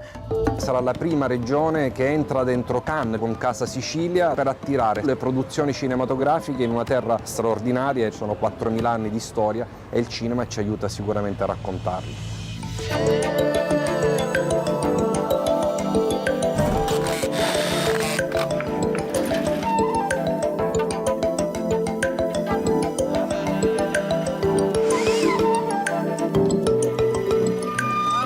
We thought it would have been easy with the weather, but no way. I think we are not in the right place. What's this country? We were fighting all elements. At day, at night, in the rain, in the sun, in the snow. We work always. I think it was a really adventure, a human experience also. Also, it's exhausting. The important thing, we have fun.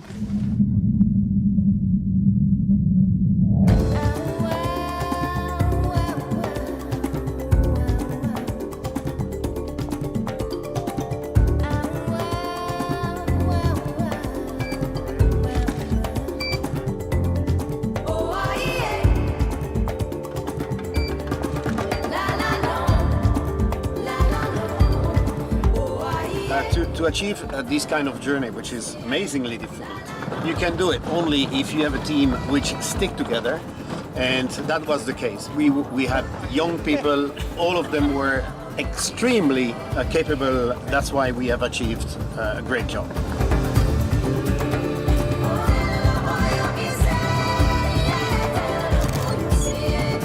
Hey, parfait.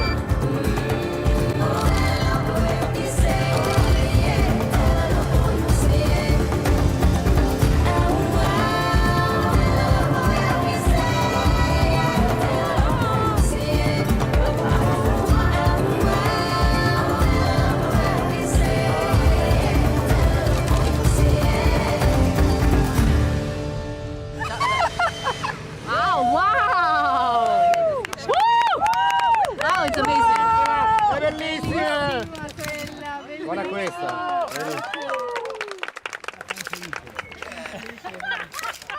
Bravissima.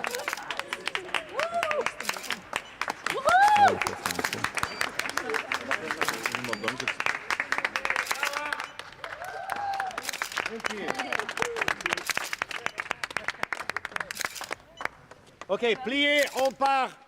Au revoir. Okay, that was a short insight into this project.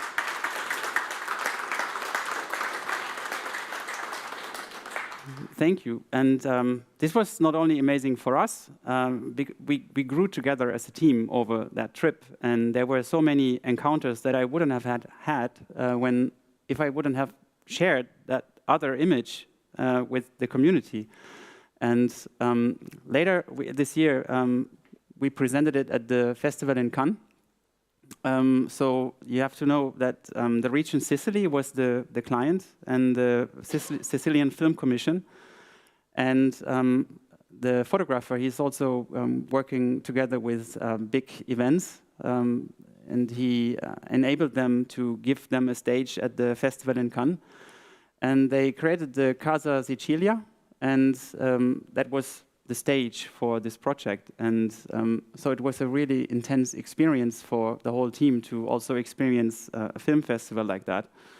And the results were that it was shared by so many people, by companies like Wacom and Capture One and others and the creative community. And it was seen in Cannes. And we had so much fun and so many new connections. And we will continue this project next year, for example. And this leads to giving is everything. For me, it has always been like that, and that was another proof, because I couldn't see that coming, and neither any one of us.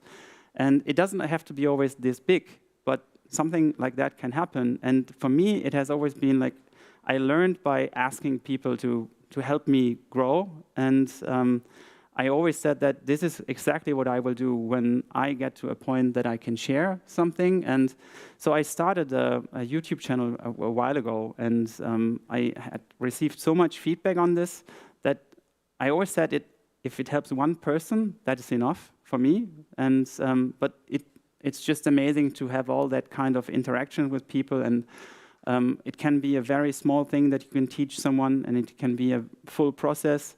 And I guess many of you can relate that this is so much more rewarding than just doing creative work, which is super fun also. But from commercial work, there's nothing that stays for a long time. But leaving a legacy as an artist and growing together is something that I really enjoy, and that I can't emphasize enough. That is something that is really valuable. And I think in 2017, I started a podcast in German, which is called Game of Creativity. And by having all those interactions through YouTube in English, and also with Capture One and Wacom, I decided that I will launch a new one. It's called Creative Industry Radio, where I bring together all the people from all sorts of different angles from the creative industry. And I would like to invite you to check it out. It will be launched early 23, I think, maybe the end of this year. And this is the stage for people from where we take a look behind the titles of people in the industry, where it's all about helping others to grow, discussing the path of every individual.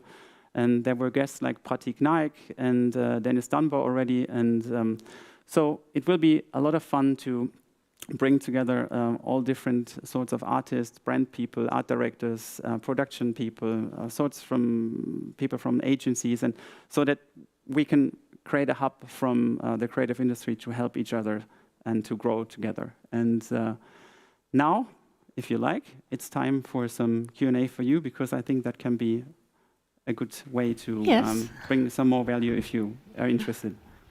Thank you very much, Jan. Thank you.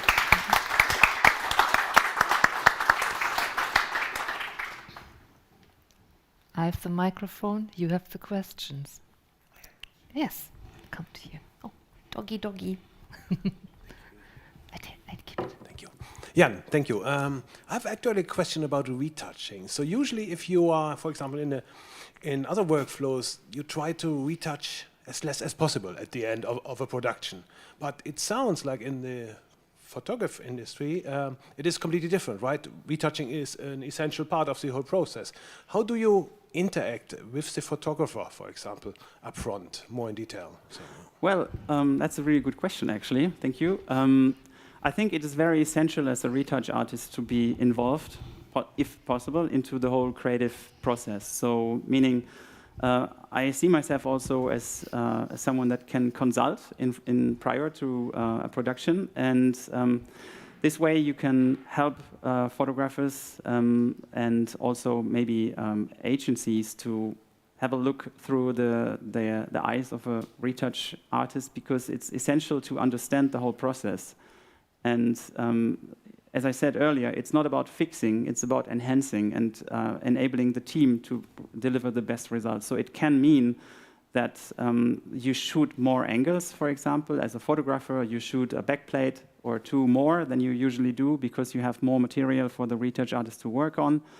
Or it can mean that you give a makeup artist a hint saying that this is a bit different than, for example, doing a makeup for a film, where you have to have like a better foundation, because if there's some temporary imperfections in an image, like the pimple, you know, that's something that's easier fixed in post-production than covered with makeup, and that can lead to challenges later on in retouching. So that's one thing, to be clear about the communication, and the other thing is it's very important to not overdo images and to create a subtle retouching that is. I always say that good retouchers are like ninjas. You don't see that we were there. And that image in mind helps also to understand, I think, why we have to take control over the whole image rather than using filters or applying quick fixes. I hope that answers your question. Thank you.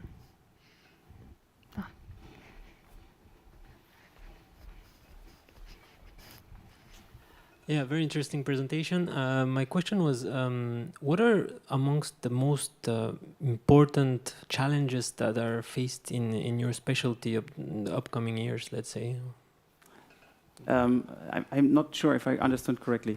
General challenges. Challenges. Yeah, challenges for related to tools or related to how the industry evolves, or just in general. Well, technically, I think the challenge is that there's more and more pixels coming, like resolution-wise, that can lead to very big files and a lot of effort that you have to put into retouching, like a file that is possibly not used that big.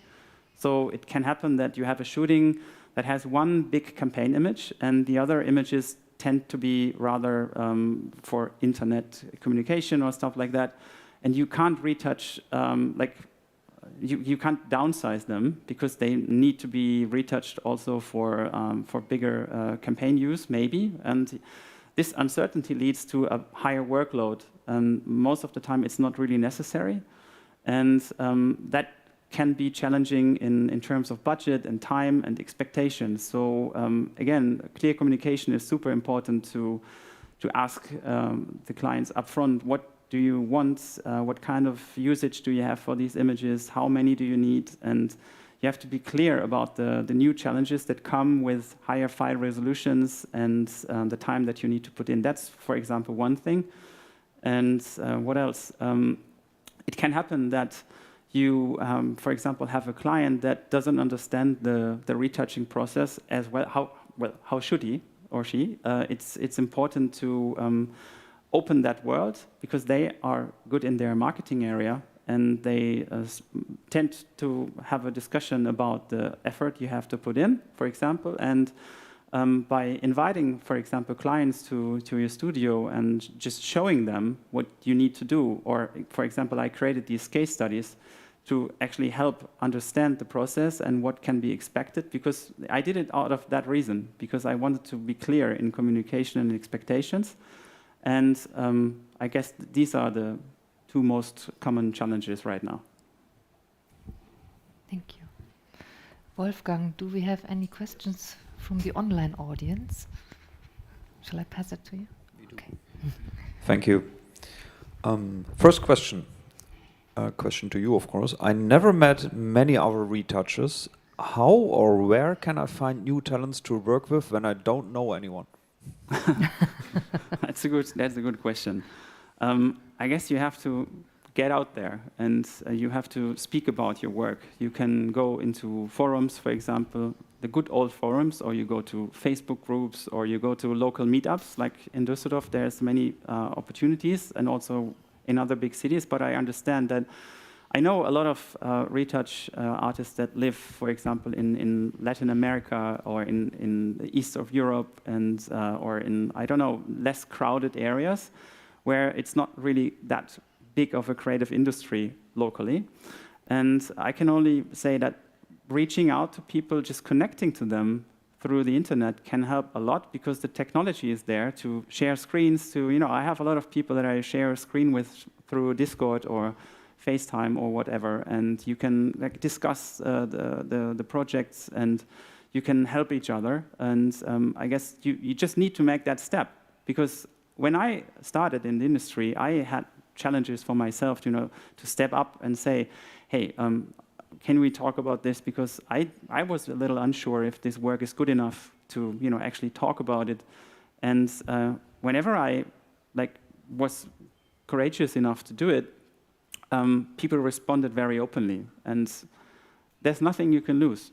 Either you have a conversation with someone or you don't, and you ask the next one. But if you don't do it, you won't have any conversation. And it's just the best idea to step out and talk about your work, share knowledge, and just see where it takes you. And there's much more people that are interested in the conversation, especially in that niche, because many have that challenge, because they sit either in their studio or at home, and it's so important to actually just talk about it. And there's nothing that can happen.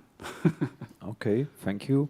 Another question is from your retoucher perspective. When a photo shooting is done, so probably you will have, let's say, a final image in your head, kind of. To what extent, or can you influence the way the shooting is done so that you can get your final retouching image?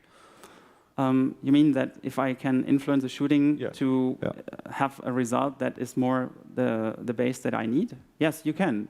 Because if you are open with your partners and photographers, that you say, hey, I understand what you are aiming at, and maybe it's always a good idea to talk prior to the shoot. And if that's not possible, sometimes, of course, you get images from an agency or from a photographer that has been shot already. And of course, you talk about it, or you have yesterday we had that word like debriefing. It's a very important word, so that you make sure that you understand how the client or the photographer wants its images to look like. And this step is necessary to make sure that we are on the same page, and then you can influence it. Okay, and one more question is, how do you think that AI or AI-powered tools being widely accessible affect the craftsmanship aspect of your work? Can an AI do it? I was hoping for a question like that, actually, because I have been thinking about that too. And but what I always do is I try to embrace those new technologies, because if I'm not doing that, someone else will. And I always say that AI, for example, is another tool in my tool stack. It's nothing that is taking work from me because I can make use of it. And as long as people are interested in seeing work created by people, like photography is most of the time is catching emotions, human emotions, or it's about something about our world. And of course, AI can create fantastic pieces of art, and but if the humans at some point decide that they like artificial work more than human-made, that's a tipping point. But I think it's the same with photography coming up, digital photography coming up, but in terms of AI, I have to say that when I heard about it, I tested it. I was fascinated, I'm still fascinated by it. And I reached out to a photographer and I said that, hey, how about we create something, a beauty shoot, for example, with AI accessoires. And we did. And I can't show it yet, but it's going to be released pretty soon. And it has been so much fun to play with it and to implement that into the work that it's, as I said, it's something in my tool stack now, and I can make use of it. And we're just at the beginning of this going very public. And imagine that in 1 or 2 years or in 5 years, what it can do. And I'm really excited about that. I don't feel like, what's the word for that? Frightened? Bedroht? Threatened? Yes. Threatened, Yes. I don't feel threatened by that. So it's a tool, not a threat. It is, yes. Cool. Yeah, that's it. Thank you. Any more questions from the audience? We have time for another one. Don't step on the dog. Such a sweet dog. Thank you for your very good presentation, very inspiring. My question is, which is the point, for sure that the retouching is end? It came to an end. Oh, my first mentor in 2005, he told me, don't go there. Don't do it. Don't go into retouching. It will die. And I said, I don't believe that, because as long as people take photos, something has to be done with them. And maybe not to a certain extent, of course, but as long as pictures will be created, there will be the need of someone that understands how to bring that to a point where the client wants it to be, or where the artist wants it to be. And I think working with images has become different. You can see that by how people change themselves, and that's a very important topic, the ethics of retouching, I think. If you see what especially young people do with their smartphones, and there are apps that change your photo right away without ever, you didn't say it to do like face cleanups or things like that. It's a very important topic to actually remind people what they actually look like and be very sensitive about this topic. So I would wish for this movement to slow down and to maybe revert, because it's very important to make sure that people are still people. And so the need for natural-looking images and also the demand from the industry can be changed if enough people talk about it. And I guess then it will not end.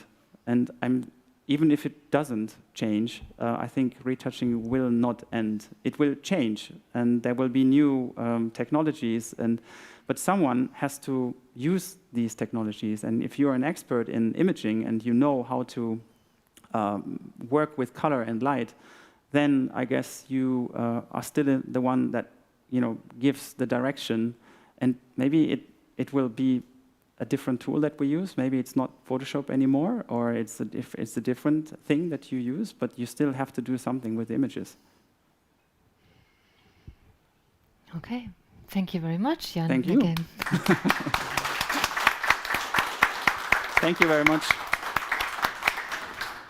So, we have a few minutes time until the next session. At 4 p.m. we are going to dive into the world of monsters with Eva and Maddie. So see you in about 16 minutes. See you.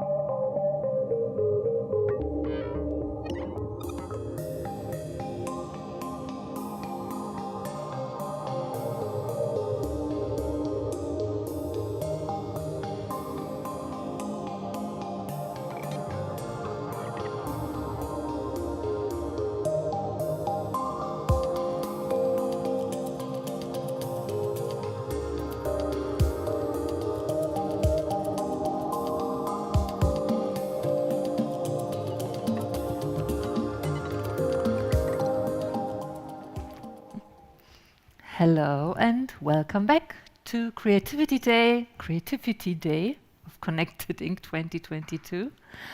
Our next session, we are moving into the world of monsters, diving into the world of monsters. I would like to introduce the panel, but first of all, I don't know who this is. Is there any name for him or it or his? Her? Yeah. Yes. Bogey lady. Oh, okay. Okay. So on the next panel, there will be the bogey lady, and we are very happy to welcome Eva Toorenent and Maddie Spencer here in Düsseldorf. Hello, welcome. Eva is a freelance illustrator artist from Zandvoort in the Netherlands. She has a bachelor in illustration. She's a monster creator and loves strange creatures. And Maddie, she's also a creature and character designer. She's working with a ZBrush. She's a ZBrush educator, and she's also into 3D printing. So I think you're going to tell us more about that. And third but not last, it's Onur Cengiz. Here. Wacom colleague of ours, a senior manager communication at Wacom, and he will be the host of the session. So have fun, the stage is yours. Thank you. Thank you. Hi, welcome again. So yeah, monsters come in different types and shapes. They can be a building-sized kaiju from another dimension. They can be a shinigami with a notebook. They can be an immortal and irresistibly attractive individual with an accent. Or they can be something as simple and bone-chilling as a corporate lawyer. The allure of danger, the paranoia of disorder, the fear of the unknown. Monsters scare us, but we still come up with new ones constantly. So today, with Eva Toorenent and Maddie Spencer, we will try to answer the question of why monsters are so important for us, for humanity, and what are the important aspects when we try to come up with new ones from a design perspective. Yeah, so before we start geeking out on the subject, I would like you to introduce yourselves a little bit, tell us about yourselves a little bit more, and please tell us why you are a monster expert. So, Eva. Okay. Hi, my name is Eva Toorenent, artist name Eva Boneva, and I'm a creature designer and an illustrator. The reason that I am in love with monsters is because when I was a child, I was extremely afraid of them, to the point I couldn't sleep. And I started to paint my own monsters to cope with my fear of them. And I made them cute and lovely and give them names. And since then, I'm not afraid of monsters anymore, and I make them myself. So that's my start off as a monster maker. I'm Maddie Spencer, and I've just loved monsters since as long as I can remember. The only thing that I ever wanted to do when I was little was make monsters, which in the early 80s, when I was very little, really wasn't a career option for most people. I just, my happiest day that I can remember as a kid was when I asked my mom, can I leave the Halloween decorations up in my room year round? And she said yes. I was like, this is an option. I've loved them for, because they're fascinating, and I've always felt like an affinity towards them, and always wanted to, sculpt and paint and draw. And luckily, one thing led to another, and now I'm the head of assets and visual development at Cinesite London, doing creature design, character design. Worked various places over the years. Worked on a variety of different movies, from The Hobbit to Pacific Rim 2 to season 2 of The Witcher, and various other bits and bobs. And yeah, so monsters are just kind of my thing. Hey, the perfect panel. Okay, I would like to start with something simple, which can become very complex. Why are we so fond of monsters? And Maddie, would you like to? I think that monsters are something that's necessary in culture because at the base, the root of human culture, we draw borders. We draw lines between ourselves and the other. We draw lines between safety and danger. And monsters, for better or for worse, are our way of conceptualizing things that are separate from us and exercising some control over them by saying, well, that's out there in the dark, and we know that garlic will foil that, or light will take that away. I don't think that we could exist without monsters, and that has a positive and a negative aspect, I think. But I think it's just integral to being human. What I think I love about monsters is they give a face to very abstract and large fears that people have. So, for example, I'm currently very afraid of global warming, and I, as an individual, can't really do anything about it, like major. Oh, nice. And if you personify that into one monster, for example, sorry. We can actually fight it. So if you put something so large and so scary into one creature, and you can actually slay that creature, it gives a sense of comfort.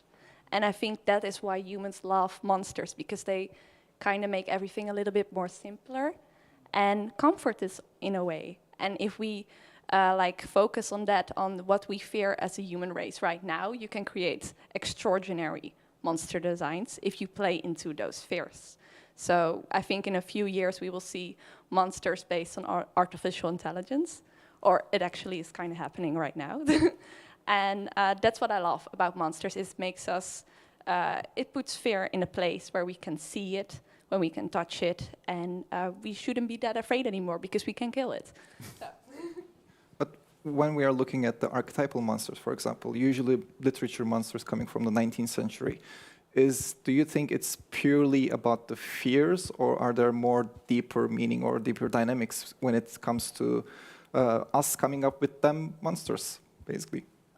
Yes, because beside fear, monsters also represent desires we have as humans. So the Greek translation for monster is teras, that means to grotesque and to attract as well. So that's why we also have sexy monsters, because they do both, basically. So the monster, the vampire, actually represents our desire to not die. And vampires do that famously. And they also look very handsome doing it. So we desire to live longer than our natural lives, but we also fear death. And that's also, like, they go hand in hand. So they are fear, but they are also desires. And if you can play with that, you can create some cool monster designs. I think what you're mentioning, the archetypal monsters of the 19th century. So you've got like Dracula and I think Frankenstein, 18th century. So those are so tied into like the culture of the time, cultural fear. Like Bram Stoker's Dracula is very much this Victorian reaction against the animalistic nature of man, because Dracula in the book is very, he's hairy and ugly, and Frankenstein and Mary Shelley was dealing with infant mortality, and the Age of Enlightenment, and finding her place in the world that was changing. And I think that those archetypal monsters from that time period are just, again, a reflection of where we were at that stage. Like you were saying, that AI, and global warming and the things that we are obsessed with now as potential dangers are informing our creatures, our monsters. Indeed.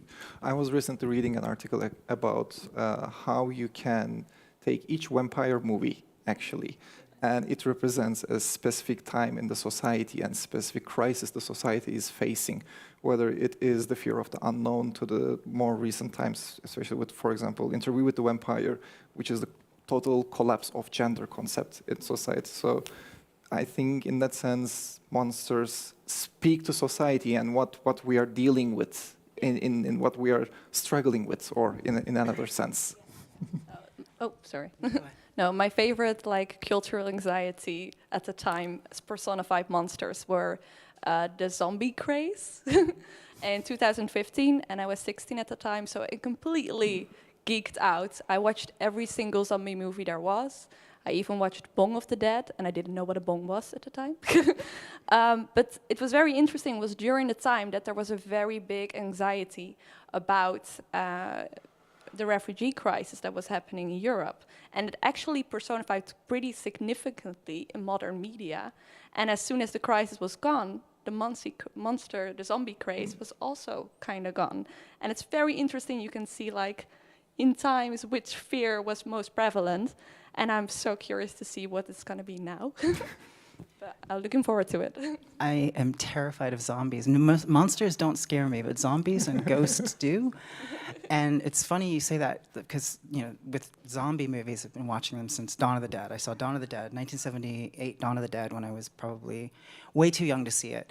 And it was like watching society collapse, like seeing how, and my God, it's like, we know now how tenuous it is after, you know, saying you couldn't buy loo roll during COVID, but things collapse. And like the zombie hordes, like the, you know, to me, I can totally see that what you're saying about it be tying into the refugee crisis, but also like Clive Barker said, the horror author Clive Barker said that the zombie was like the ultimate, like kind of classical liberal monster because it represented this mass of consuming mindless consumption, which is exactly what Romero was doing in Dawn of the Dead, and that's like really frightening. You can't reason with it. It's just going to overwhelm you. It sounds a lot like Twitter and Facebook. There are zombies there.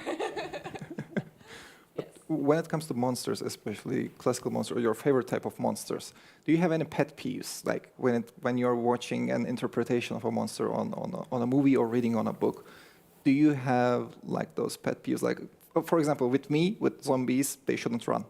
They shouldn't be able to jump. They shouldn't move fast. They should be slow, you know. Oh, I have to think about that. I guess, I think as a designer, if I look at a monster and I feel like that the design is not well thought out, that's a pet peeve, or I feel like it's a missed opportunity. But also as a designer, I know that your time and your money can be very limited. But that's kind of the point, is to do the best that you possibly can within the limits of what you have. So I always feel like designing a monster is a privilege, and you have this opportunity to put something out there that, you know, as designers, we have an enormous amount of influence over the ecosystem of pop culture. Yeah. So it's like, that's an opportunity. And my pet peeve is when it doesn't work out. And that goes for my own work too. If it doesn't work out, I'm very judgmental of myself. Yeah, my pet peeve is mostly ghost movies. If the rules aren't defined, that makes me so incredibly mad. So the movie La Lorena, I haven't watched it, but I watched videos about it. And the monster, it's like what the movie maker wants to invoke, a scare or jump scare, and it doesn't make sense. And it doesn't work with the laws of physics, or not the laws of physics, they don't have to work. But if you have a ghost or a monster, they have to abide to certain rules, and if you break those rules accordingly to your narrative, I hate that. But that's, I think, my only pet peeve, but I maybe will think of others after this talk, probably. Absolutely. One thing about what you mentioned just a moment before, like with certain monsters, for example, with Guillermo del Toro's Shape of Water, even King Kong, even Beauty and the Beast from Disney. Like, for some people, those monsters that just make them go, whoo, you know. And actually, Maddie, starting with you, have you ever received a briefing or a feedback to make the monster hot? Yes, I have, actually. I think I've worked with directors on developmental projects. I can't think of anything that's been released, but I have had that brief for we want it to be alluring. The words are usually like alluring and aspirational, things like that, these buzzwords. Yeah. And I always find that, like, I personally love it when a creature has a certain elegance about it. Like, you know, I always say, like, you've got the big brute cave troll, which is a cool monster, but then you've got something really elegant like Pumpkinhead, which is a 1988 horror film. It just has beautiful design, or Giger's Alien. There's something lithe and elegant and terrifying about that because it is so beautiful. Have you ever received any feedback about your own monsters? They usually have to be very cute.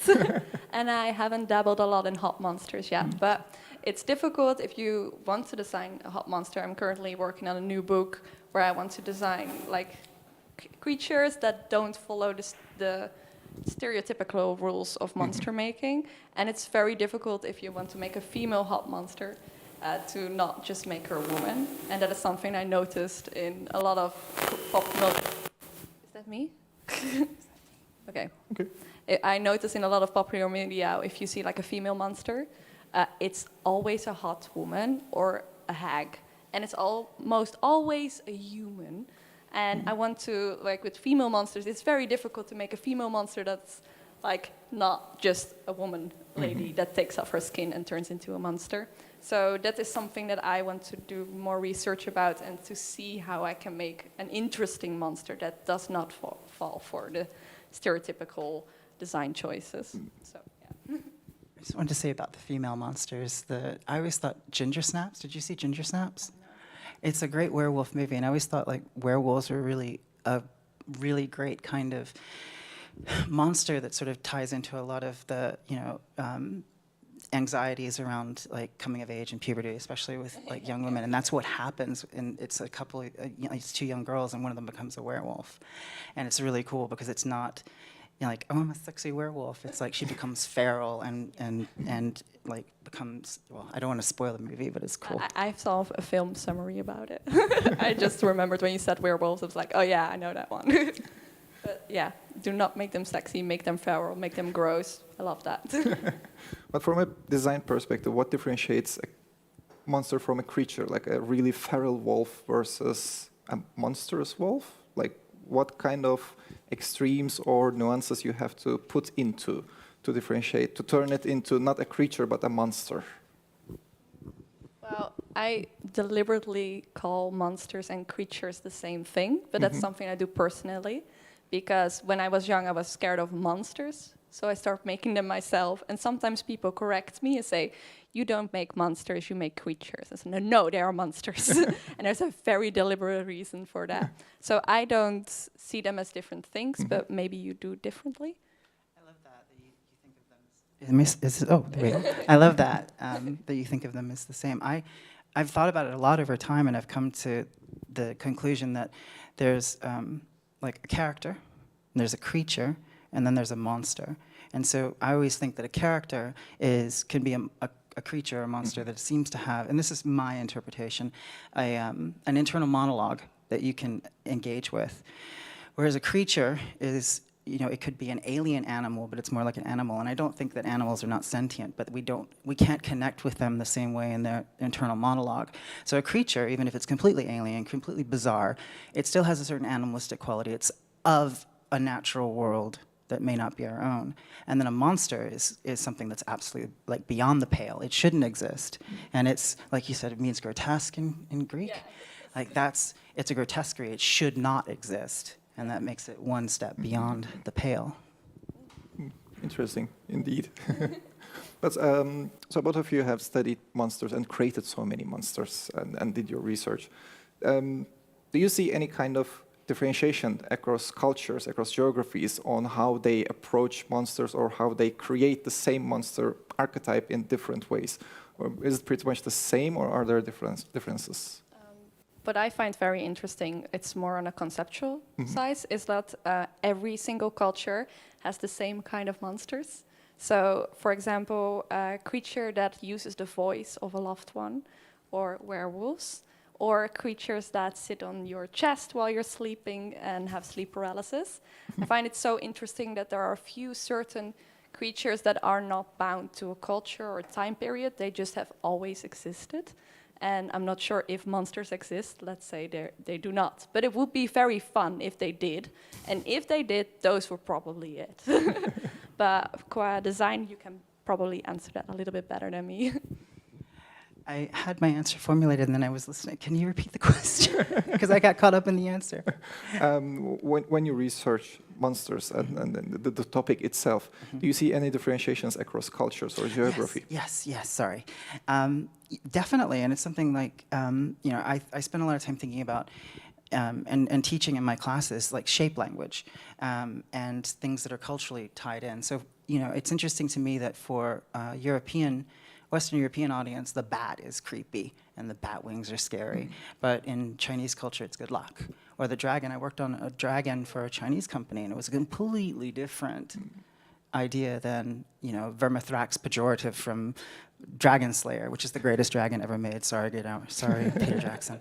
But, that's a whole different thing. And those bits of visual shorthand, especially as the world becomes more and more global, you have to be aware that your audience isn't necessarily going to read the same cultural shorthand that you might be relying on because that's what you're coming from. Interesting. When you receive, Maddie, especially for you, when you start on a new project, and you need to create a monster. How definitive do you receive your briefing for that monster? Do you receive like a backstory of that monster, or is it completely a sandbox for you to create your own? The brief can vary wildly. It can be very vague, or it can be very specific. I don't mind either one, unless, you know, it's a double-edged sword. If you have a very vague brief and a short timeline, you can spend a lot of time just throwing ideas against the wall for a client, and then, you know, they may not know what they want. And I think as a designer, it's sort of your job to, you know, filmmaking is a collaborative effort. The director doesn't necessarily know how to do the gaffer's job or the sound person's job. They've hired the best person to do that. So it's your job to sort of fill those blanks in. But this joke that we had at Weta was we'd get scripts, and it's still like this to this day. You get a script, you're reading it, and you kind of scan ahead to the part where the monster appears. And it was, I swear, every other script it said, and they turn the corner, and the creature is there. And it's like nothing you've ever seen before. So, like, that's like a really common brief, which is pretty funny. But Eva, your relationship with monsters is slightly different than the general topic around monsters. Can you elaborate that a little bit? Yeah. Well, most monsters I actually create are just like for myself. So I think a year back or 2 years back, at the beginning of the pandemic, I made a monster book. And my publisher said, make a book about monsters. And I said, like, what is the theme? What I have to do? I said, we give you no theme, just go ahead. It was very scary at the time, but I have this little box with items, and I've collected them from 7 years old until now, actually. And those were items that I gotten from monsters. So I was a very big believer of monsters from young till adulthood, I guess. And those items I cherished, and I kept them safe in a little box. It's on the front of my book. But I never told anybody about it because I was very afraid that people would think I'm crazy, which some people still do. But those items, I draw every single monster that gave it at me at the time. And it's actually a little bit of an autobiographic monster book about monsters that I really met. But sometimes a little child comes to me and said, are they real? And they're very scared. It's like, they are not real. But if you want them to be real, they can. So that's my relationship with monsters. It's very personal, and it has worked out pretty well. So, yeah. Are there any monsters we haven't met yet? Yes. Second book. Yes. Great. Maddie, or both of you, actually, do you have any like monster designs you keep in your pocket, in your drawer, in case of emergency, short time brief, or like just to have it as a spare, like for this project if it comes up and I'm hitting a creative block or something like that? I keep a sketchbook, which I never show anybody, because I think that's really important to have a sketchbook that no one ever sees. Actually, I was watching a really great presentation earlier on automotive design, and someone mentioned having sketches that were just for themselves. And I do have that, and I have little things that I could go back to if I've got a block, or I'm very lucky that I do my teaching on the weekends, and so I'll have a folder of hundreds and hundreds of class demos where I've just started something out. So if I ever have a block, I could jump into that, but usually it's I haven't found myself using them often because I just start something new. Usually when I go back and look at something that's old, I'm just disappointed by it and I want to make it better. But that's fine. That's the journey is the reward.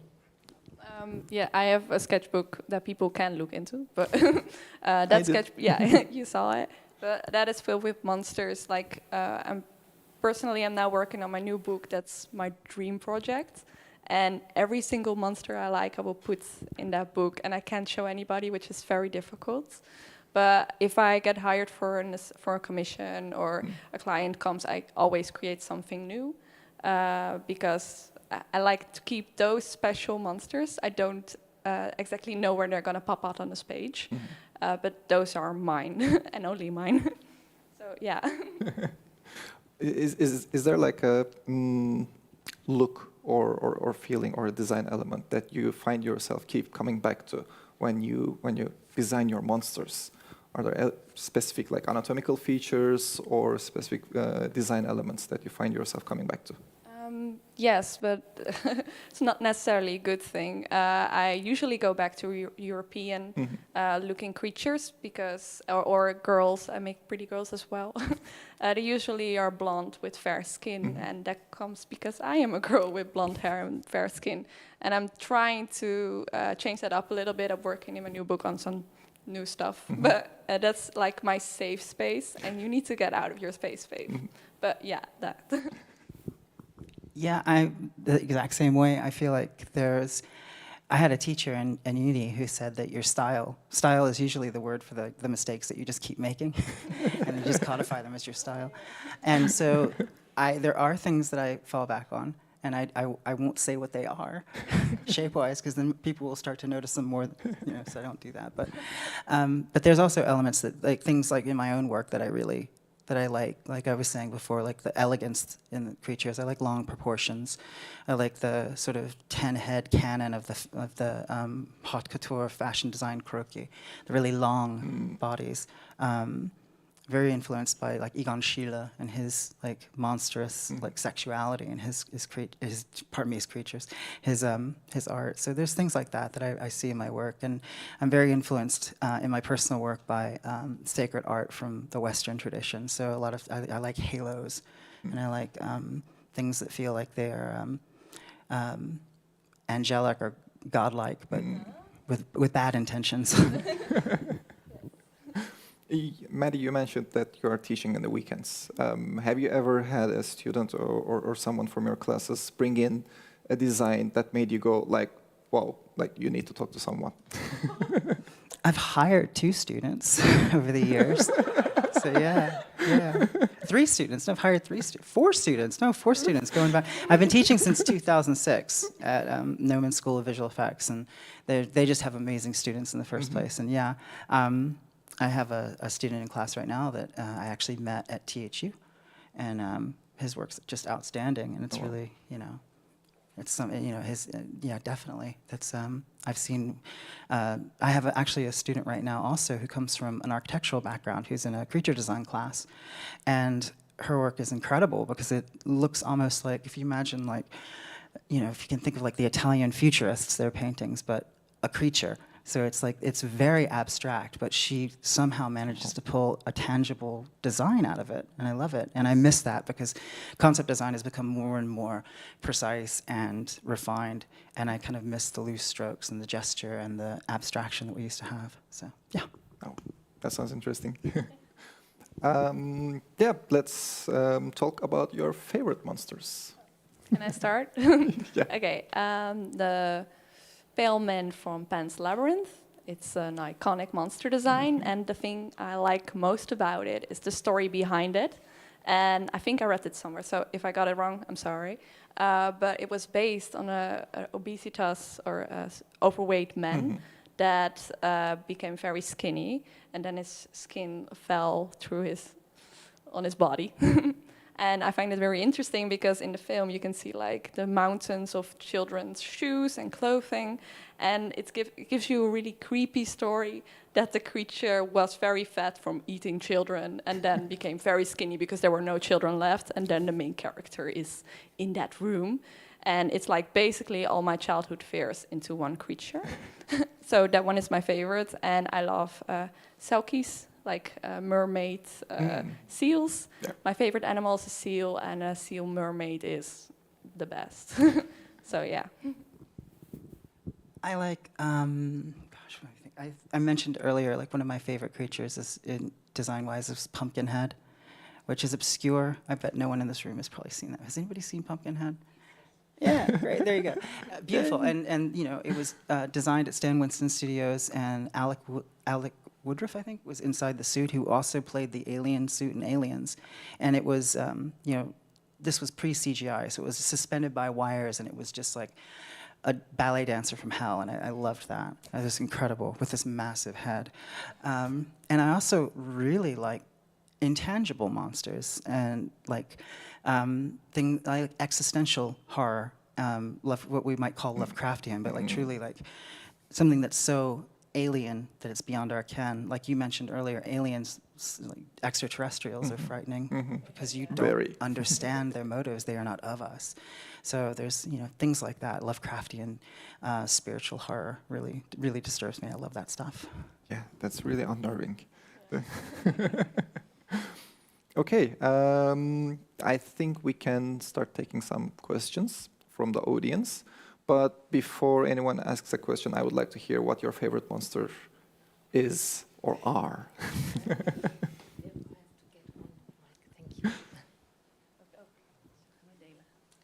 I will share. So, monster question round. Yes. Okay, thank you. Do you see in the movie making industry a kind of evolution also in how they are making the monsters now? I mean, I'm talking about a kind of evolution that I see also the villain of the movies, of the gaming. I see now a big with a lot of muscles, the small eyes. I don't know. Do you see a kind of homologation also in how they are making these characters in the movie industry? Yeah. I think you're definitely right. There's a certain, like what you said, sorry, I can't pronounce it, but like the Demogorgon from Stranger Things and the monsters of recent movies all look kind of similar. They all have very long limbs. They all have a lot of eyes, a lot of teeth, a lot of. But the reason why I think so is because of CGI, some things work better than other things. So the monsters that you see right now are, with the current CGI, the best thing you can create. But like a few years earlier with practical effects, there were a lot more limitations that movie makers had to adjust to.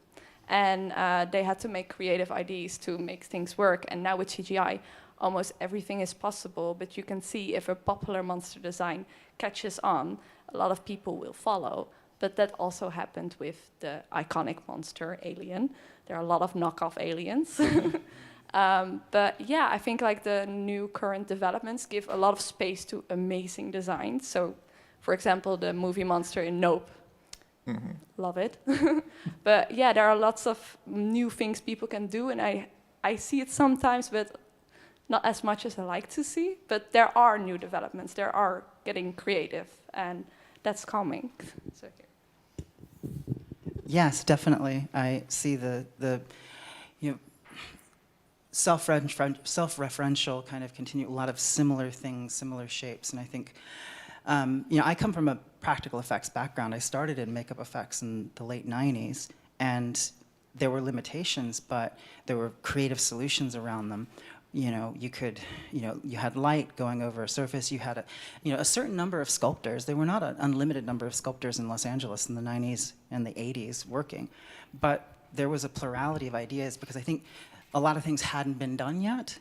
Like there's like one of the hardest things doing monsters is like, how do you do the thing that hasn't been seen? If you're lucky enough that you can get something on screen that is truly original.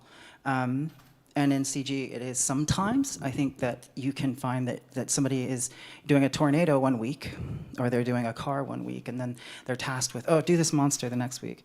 And so there's a lot of like this incestuous consumption of ArtStation, which is a great site. I love ArtStation. I love browsing it.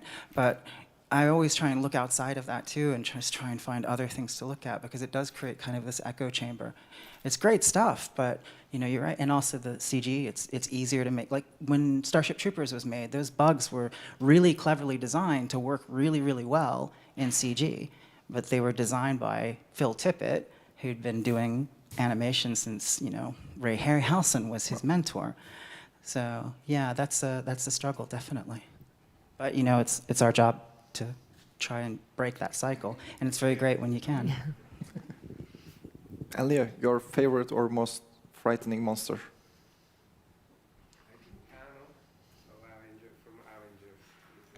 Thanos. I thought he was the hero. So He was the hero. He was the protagonist of his movie.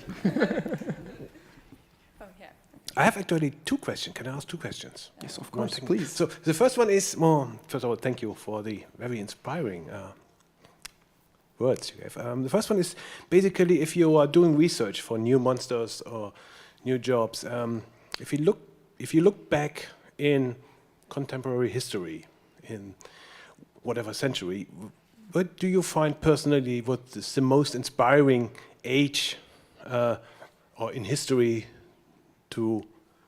which inspires you to create a new monster? Is it 17, 18, 1900, last 20 years or something like this? Yeah. Yeah, I have an answer to that. Yeah. I love to do research to medieval monsters.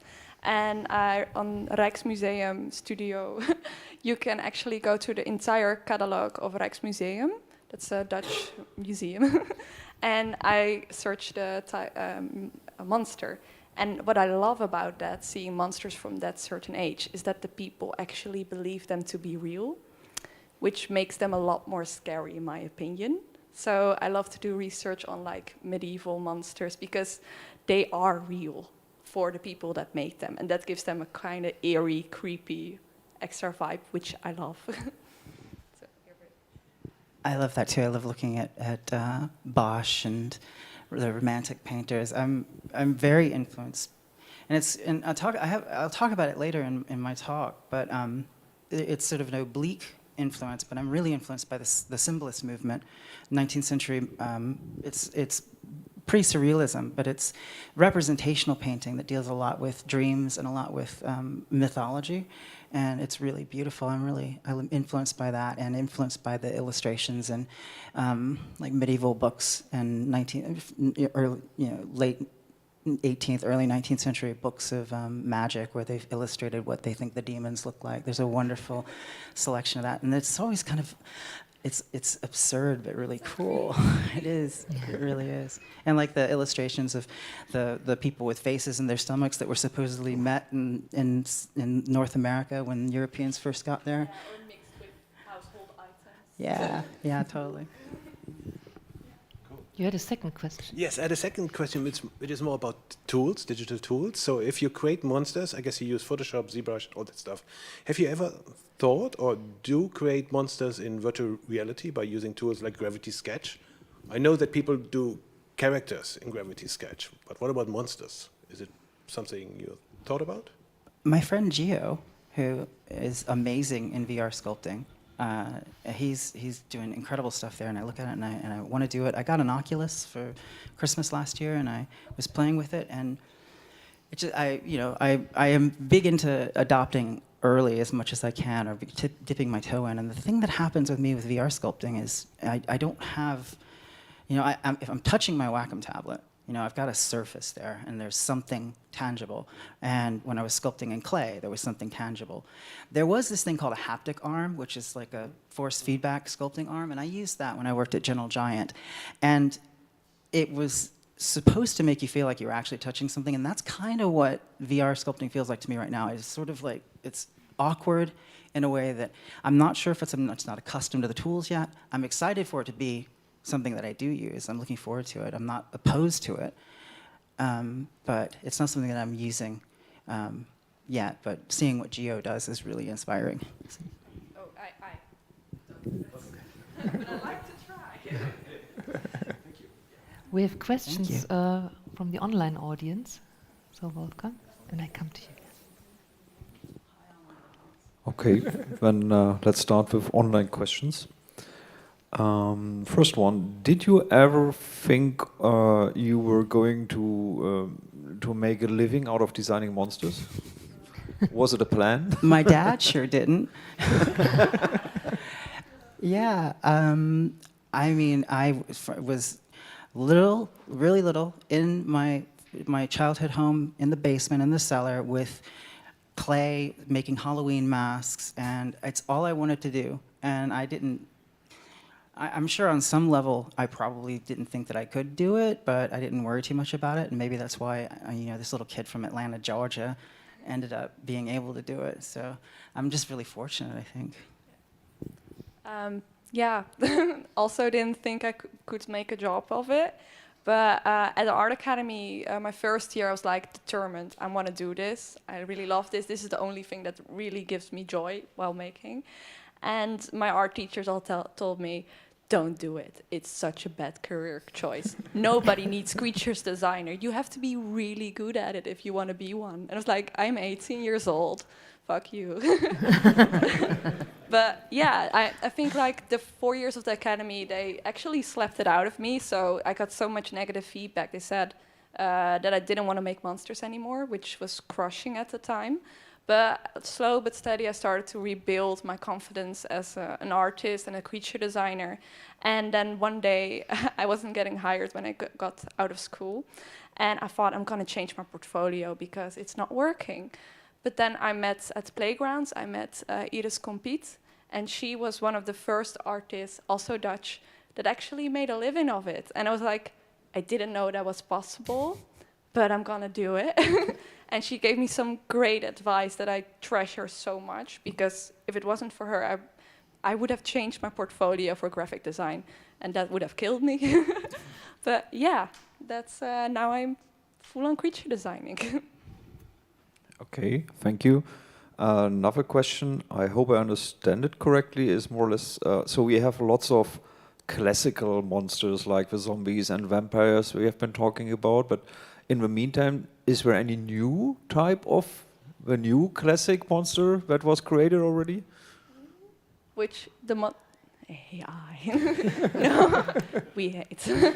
The one classic monster which it's new. I don't know if it's necessarily based on the social anxiety, but the monster Loki in The Ritual is such an iconic and creative design that I haven't seen in such a long time. And like the new movie, no, I don't want to spoil anything, so I probably shouldn't say it. But there are like new, you can see it instantly. This is something I haven't seen before. This is something interesting, and I have that with the monster Loki very much. You should search it up. It's very scary, but wonderful. That is a beautiful design.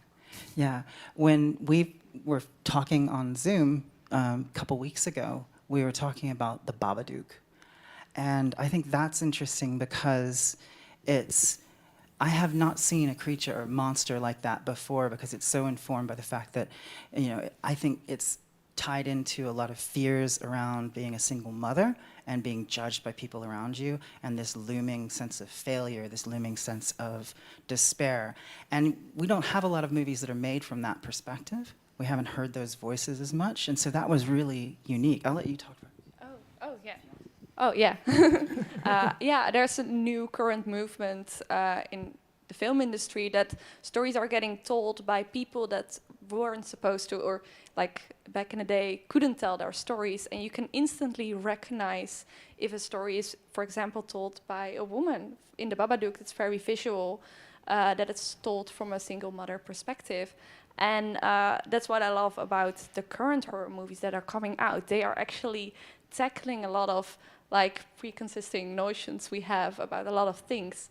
And if we get a more diverse and more inclusive people making monsters, people making movies, horror movies, we get a lot more interesting art. And you can see that immediately. The Shape of Water, for example, is iconic. And that's because something different was done. And if you as a designer can play into that, you can do so much. And I'm love to see that now. Like the current age for horror is amazing. Can't wait to see the movie Smile. Heard great things about it. Would you say, for example, Slenderman as a more modern classic? Because its birth is also a little bit different. It's not from a pop culture mainstream movie. It was born in the internet forums, the darkest corners of the existence. Creepypasta. Yeah. No, that actually is like very interesting, because creepypasta were like online such a big deal. I read them as well. I was terrified of like chainmail, like their monster's gonna visit you. And I think Slenderman actually was like the perfect thing at the time, at its height. And it's very funny that like modern movie making tried to get into the hype like 4 years too late or something. And they also there's like a horrifying accident that happened with Slenderman. Won't go into it, but they wanted to make the movie about that, but the family was like, no, you're not going to do that. And I think Slenderman was like a perfect monster of its time, but eventually it died, and you should just let it die. It's really interesting how creepypasta is folk tales. It's modern folk tales, and it is really interesting how so much of it is the creatures or the horror or the danger in a lot of creepypasta is mimetic. It's an idea that's infectious. It's not so much a monster, but it's very much like, I always think there's this 19th century book of short stories, horror short stories, called The King in Yellow, which was it influenced the first season of True Detective. And the King in Yellow is the antagonist of the book, but you never see the King in Yellow, you never meet the King in Yellow. All you ever do is if you hear about the King in Yellow or you read the play, which is never printed in the book, bad things happen. And a lot of creepypasta is interesting, and it's that Lovecraftian, it's that existential, mimetic threat, which is intangible, and that's really creepy. I love that. And Slenderman looks cool. I really like that. Okay, thank you. And I have one more question is, when you, let's say, in your creative process come to, let's say, kind of creative blocker while creating monsters, where do you get your inspiration from to move on? Well, real-life animals. So if I feel like a creative block is coming, usually I go to the zoo and just sketch animals. But also watching movies, like horror movies for most, actually. But I have to say I'm fortunate that I have not gotten a creative block since I left Art Academy, which is not very long. But yeah, I'm happy about it, but it's coming. But usually I have like one bad sketch day, and then the next day I try again, and then it works. But yeah. I have one good sketch day. I'm glad that you said that about not having creative block, because I don't find myself getting creative block, but my approach is always that I want to get out of my head and I zone out when I'm working and move shapes around and look for things that are exciting. Like if I am drawing, I make random marks. I'm never able to plan something. I've never been able to sit there and imagine something in my head and have it appear on the paper. It doesn't work that way for me. I just make random shapes and then I pull something out of that. And so you do that enough and hopefully something sticks. So, but yeah. So we have another question from the audience. Okay, so it's a bit of a complicated question. So I want to ask if the concept of monsters as we perceive it has changed, especially in the time that we live in. One is the role of gender. So British Vogue had last year a video only that that we sometimes create a certain look, some sort of performance art to create monsters as sort of self-expression, or sort of free ourselves from being put in a certain corner. And the second one is also the role of digitalization. If you've seen the last version from Hellraiser, that the monster, they were all without any, genital organs. They were more robotic. It can give you a bit of the feel of Fritz Lang's Metropolis. I want to say, if you think that maybe in your work, if those two elements have changed the way that you create or you think even of the character itself. Thank you. That's a great question. It's so the change of the way monsters are they're expressed changes with cultural sort of attitudes, especially around the new Hellraiser, which I haven't seen yet, but Jamie Clayton as Pinhead looks incredible.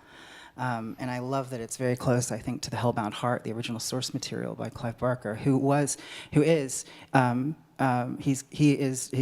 gay. He's coming from, he's coming from something that's outside sort of like this sort of cis heteronormative kind of view. And as kids, if you're, self-identify as queer or LGBT, you, I think a lot of times identify with the outsider and the monster, and the culture was queer coding a lot of villains outside.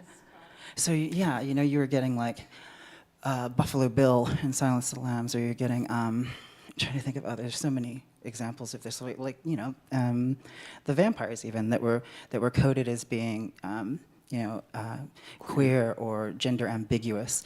And I find it's as culture changes, that becomes, it was a subversive, empowering thing as a kid, saying, well, I'm going to take that and I'm going to just use that, Now the culture is sort of changing. So you're finding you've got films like I haven't seen the new Hellraiser yet, but the new Hellraiser, where it's not playing with the ideas of gender in the creature isn't demeaning. It's sort of opening it up to this sort of, it's, gosh, what's the word I'm looking for? Preternatural, which in itself can be othering, but I think it's freaking awesome. Yeah, it's very interesting to see the shift of movie monsters from the 50s. For example, the Creature of the Black Lagoon that takes a woman home, tries to marry her, I guess, and then the woman escapes. And the creature itself is kind of like the other. And Guillermo del Toro actually is obsessed with that movie. I'm obsessed with him. But he said that he identified with the creature because he himself was an immigrant in America, and he saw power out of that creature because he could see himself in it. And when he created The Shape of Water, there was a direct response to the Creature of the Black Lagoon. And instead of the woman being scared of the monster, she actually falls in love with the monster. And the monster itself is from the beginning not just a crazy creature that slowly becomes nice. It's a nice creature on itself, and that's very interesting that he noticed what the coding was behind the Creature of the Black Lagoon, and he twisted it to something that allows more empathetic storytelling. And I think if we can do that with more monsters, make them more empathetic, or you can make more empathetic storytelling, which at the end is always good. Because for example, with the refugee crisis, people were afraid of refugees at the time, which is not good. And if you create a more empathetic storytelling with creatures, you can actually change people's perspective on their fear. Like it's not black and white. It's not just a monster. It's actually human. And I think it's very interesting what movie makers and creature designers can do, because they can change difficult conversations. They can fight stereotypes with monsters, and I personally love to do that. I have to do it more. But yeah, I think that is it. So, thank you very much. I have one last question. Okay. Just one quick remark. Can Okay, you you're please on tell stage. us where we can follow you? What's the best platform, website, social media? Just let us know, please. Okay, you can find me on social media, Instagram, Eva Boneva. That's my artist name. And I have a website, www.evaboneva.com. And I have business cards with me. So if you don't know how to write it down, I have one. So yeah, that's it. Yeah, follow me. Do it right now. You can find me at maddiemonster.com, like monster, Maddie Monster. And all my social media is linked on there, and my portfolio and contact and everything else, and some tutorials, and I put everything up there. The only social media that I really use is Instagram, though. So, yeah. That's great. Thank you so much. Thank you. Thank you very much. Thank you very much. Thank you.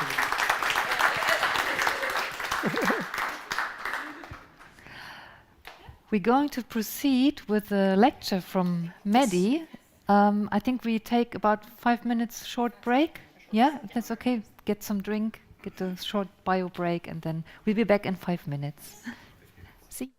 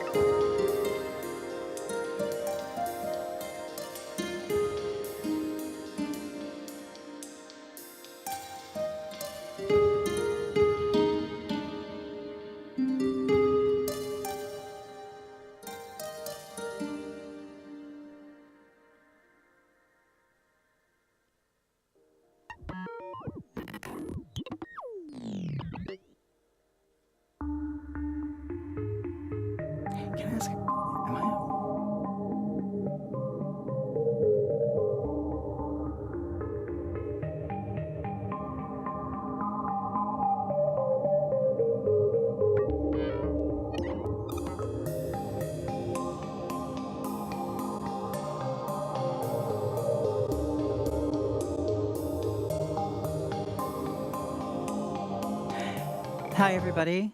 So thanks for being here, and thanks to Wacom for having me here. I was doing the math earlier today, and I realized I've had a Wacom pen in my hand almost every day for the past 19 years.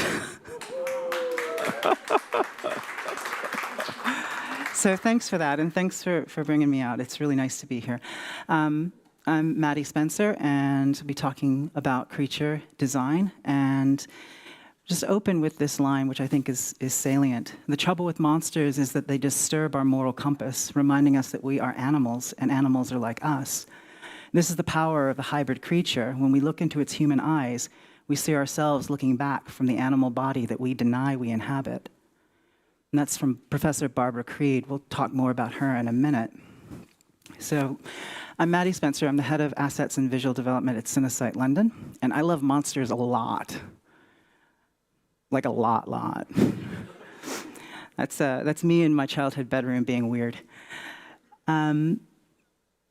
So I love them so much eventually that I came to do it for a living and teach.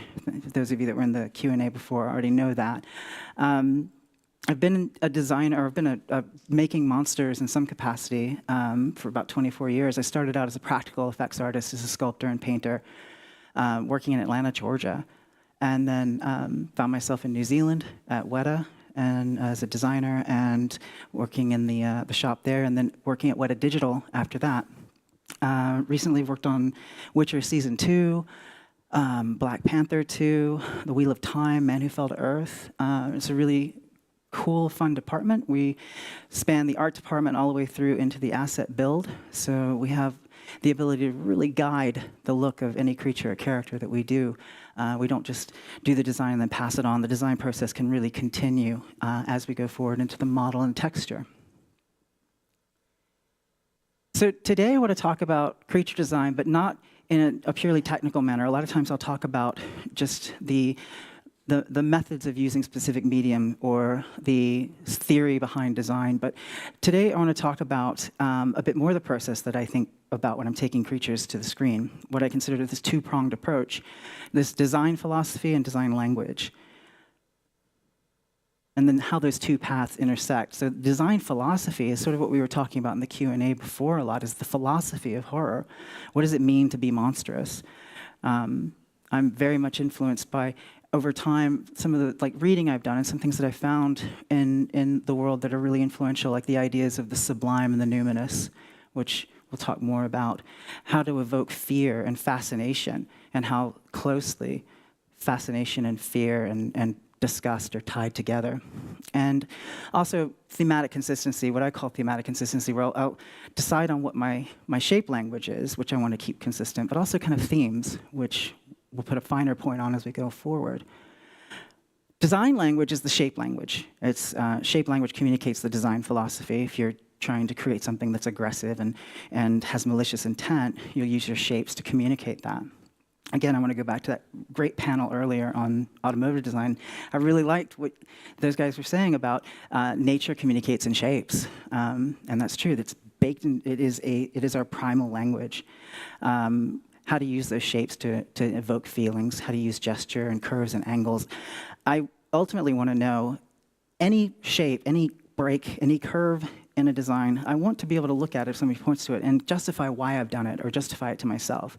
So I try and spend a lot of time thinking about both the philosophy, the back of my head, and the design language a little bit more in the forefront. So finding inspiration. So both design language and design philosophy are informed by the research that we do. So I find inspiration in arts and artists and natural history, digging into art history as well as taxidermy and natural history specimens. I keep a collection of references in the house, which is really not exciting for guests, but I like it. I find having access to these sorts of things is really inspiring. I think if I can get this to play. Is that going to play?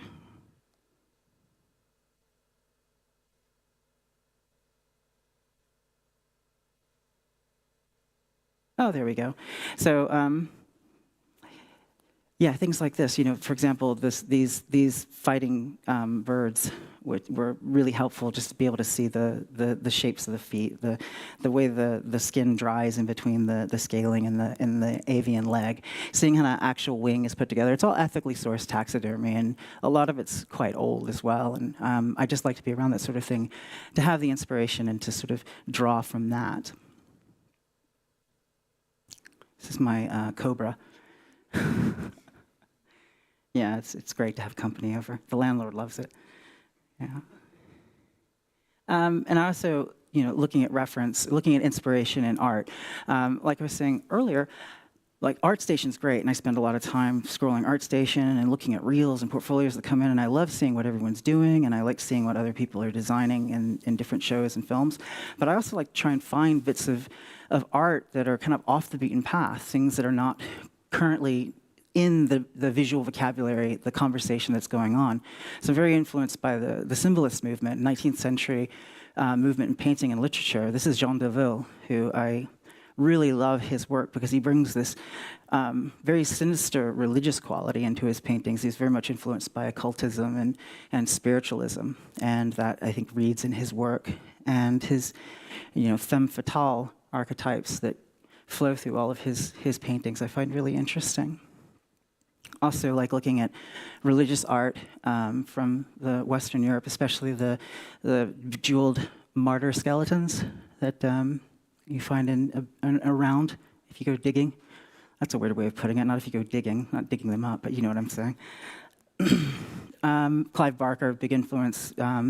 He's an illustrator as well as an author, and I really love these broad, really aggressive shapes that he creates. He's got these broad strokes that are just, it's really lovely. And Yashiro Nirasawa, who was, he was hugely influential. He was a designer on what became Resident Evil. And in Los Angeles in the 90s, everybody was kind of devouring his work and really lifting from him. And he was actually a designer on several things as well, like Men in Black, for example. And then Harry Clark, illustrator most famous for like Edgar Allan Poe. And I pull a lot of these things out of this work. It really influences me. And I like to surround myself with that. So design philosophy, pardon me, my mouth is dry. So monsters to me are beautiful outsiders. I've never been afraid of them. There was never a time I was like, oh, I'm scared of monsters. There's a monster in my closet. I surrounded myself with monster magazines and books and toys. I wanted to be friends with them. I thought that if I ran into Dracula, we'd be buddies. It's like just a foregone conclusion. I was on their side and they were on mine. I was a weird little kid, didn't have like I wasn't, friendless, but, I was on my own a lot. So I felt like an outsider, and I liked that. I liked them. I felt empowered by monsters. When I'm designing a monster, a lot of times, especially in my own work, I'm trying to inspire kind of a sense of awe in myself. Like even if it's something that would be disgusting or is supposed to be disgusting to someone looking at it, when I'm doing it, I'm trying to sort of find the sense of awe and joy in it, the sense of the sublime. Like, yes, I'm elated when it comes across. I like that. I think I have a fundamentally different reaction to the monster than the average viewer, and I think most of the people in this room probably understand that, share that feeling that you're sort of in love with them. And it's that intimacy that you have with the idea of the monster that allows you to nuance it and create something interesting. Oops. When I'm with the design philosophy, things that I'm thinking about, which we'll talk more about in the next moment, is just abjection, borders, and transgressions. Abjection is an idea in continental philosophy about what we reject. Monsters are fundamentally abject. Like literally, you can't find a point on it than that. And then there's the sublime and the numinous. The sublime and the numinous are interesting to me because it's ways of talking about a type of beauty that's terrifying, a beauty that can destroy you. It's from aesthetics. The grotesque and body horror, like being, disgusted by the potentialities of infection and the uncanny. Freud, and the uncanny. It's really, Freud gets a bad rep, but you don't want to go to him for psychoanalysis. But his writing on the uncanny and his writing on what's unusual and what invokes fear is really still very applicable. And actually influenced two of these authors here. So Julia Kristeva and Rudolf Otto and Barbara Creed are three authors that I've really enjoyed devouring their work or digesting their work in the context of creatures. Kristiva, she coined the idea of abjection in philosophy, which is examining what it is we reject, what it is we push aside from ourselves. Barbara Creed's book, Monstrous Feminine, she talks about monsters in cinema from a second-wave feminist point of view, which is very interesting. She talks about Alien. It's like forced pregnancy in a male body. Reagan in The Exorcist, it's the little girl that's not supposed to be spewing profanity and being terrifying. It's like this juxtaposition of things that she's doing, things that she's not supposed to be doing. Or the old hag, the witch. She talks about the witch as, it's the elderly woman in medieval times who's no longer a wife, no longer a daughter. She's moved outside the sphere of what the group thinks is useful, so her motives might be inscrutable, and so she's scared of her, so then becomes the witch. And then Otto, he writes about the religious experience from a rational point of view. He tries to put a rational point on what religious experience is. He's not a theologian, he's a philosopher, and he talks about the numinous. And the numinous and the sublime are those things that I think are really the most interesting to me, which we'll talk in more in a moment. So abjection is this concept in critical theory that refers to becoming cast off and separated from the norms and rules of society. The ultimate abjection is death. So abjection, the corpse, the thing that is forbidden. And monsters to me are abjection made, personified. And being able to think of it in those specific terms, I think, is very interesting, just in the same way of being able to think about design in terms of your shape language and your line. It is, again, like the philosophical equivalent to being very literate in your own shape language. So I think it's very interesting to be thinking about these things in conjunction with just your pure aesthetics. So for abjection, for example, I like to think about evoking the grotesque in the context of the sacred, things that are supposed to be wholesome and untouchable. You've got this very strange skeletal, cadaverous mother figure with this deformed little child, and it's also playing into ideas around the abjection of the elderly body or the elderly female body. I've had a couple of designs where I had to actually search up reference for that, and it's really funny because it's just like our world is full of artistic and reference nude photographies of young people, but there's a certain age range where it just becomes invisible, and I find that interesting, that it's not something that we want to look at or we ever do look at, and the reactions it evokes. So I don't think of elderly bodies as monstrous, but I am thinking about how culture views things. Like I said, my reaction to the monster is elation and joy. But I think about how society views things and what society has problems dealing with. And sometimes I think it's a little bit of a poking or ribbing, when I put something in there that I know will frighten or disturb. Like I had a friend who was a designer on District 9, and he was talking about his design process, and he mentioned in an interview, he got some flack for it. It's like putting genitals in an unexpected place is disturbing, because some of the face shapes, they have that feeling of being procreative organs, and that's really upsetting for people. It's like, that's a natural part of bodies, and you put it somewhere else, and it's like, oh, I didn't want to think about that in the first place, but I definitely don't want to see it on an alien head. So Rudolf Otto wrote, the original's in German for anybody who's, I think some people here read German. It's fascinating. So he coined the idea of the numinous, which is, it means arousing a spiritual or religious emotion, but it's mysterious or awe-inspiring. So it's kind of like the idea of the sublime. In the 19th century, they wanted to catalog everything, so they cataloged aesthetics. They said, well, there's the beautiful, which is pretty, and the picturesque, which is, ooh, that's nice. And then the sublime. The sublime is when you're standing on the edge of a whirlpool, or you're standing on the edge of a giant cliff that you can't see the bottom of. It's the beauty that's overwhelming and that can destroy you, and it's terrifying by its nature. And you get that sense of the sublime, and like the biblical angels, be not afraid is the first thing they always say. So it's like I try and think about that sort of thing. Like here, this razor blade angel, the sublime terror before an angelic presence. So I like to have that sort of thought process going on where, my favorite things, my favorite sort of antagonists or creatures are almost intangible or spiritual. It's things that that inspire that sort of cosmic horror or that sense of something that's completely alien or inscrutable to us. We don't understand its motives. And its motives might not even be to harm us. It's just, it's outside, it's so beyond us that it does it by its very nature. For example, Cthulhu in Call of Cthulhu. You know, H.P. Lovecraft's famous story. You know, at the end of that story, Cthulhu doesn't rise up and destroy. He just turns over in his sleep, and the world goes mad for a few days. And that's terrifying, and I love that. That's the sublime.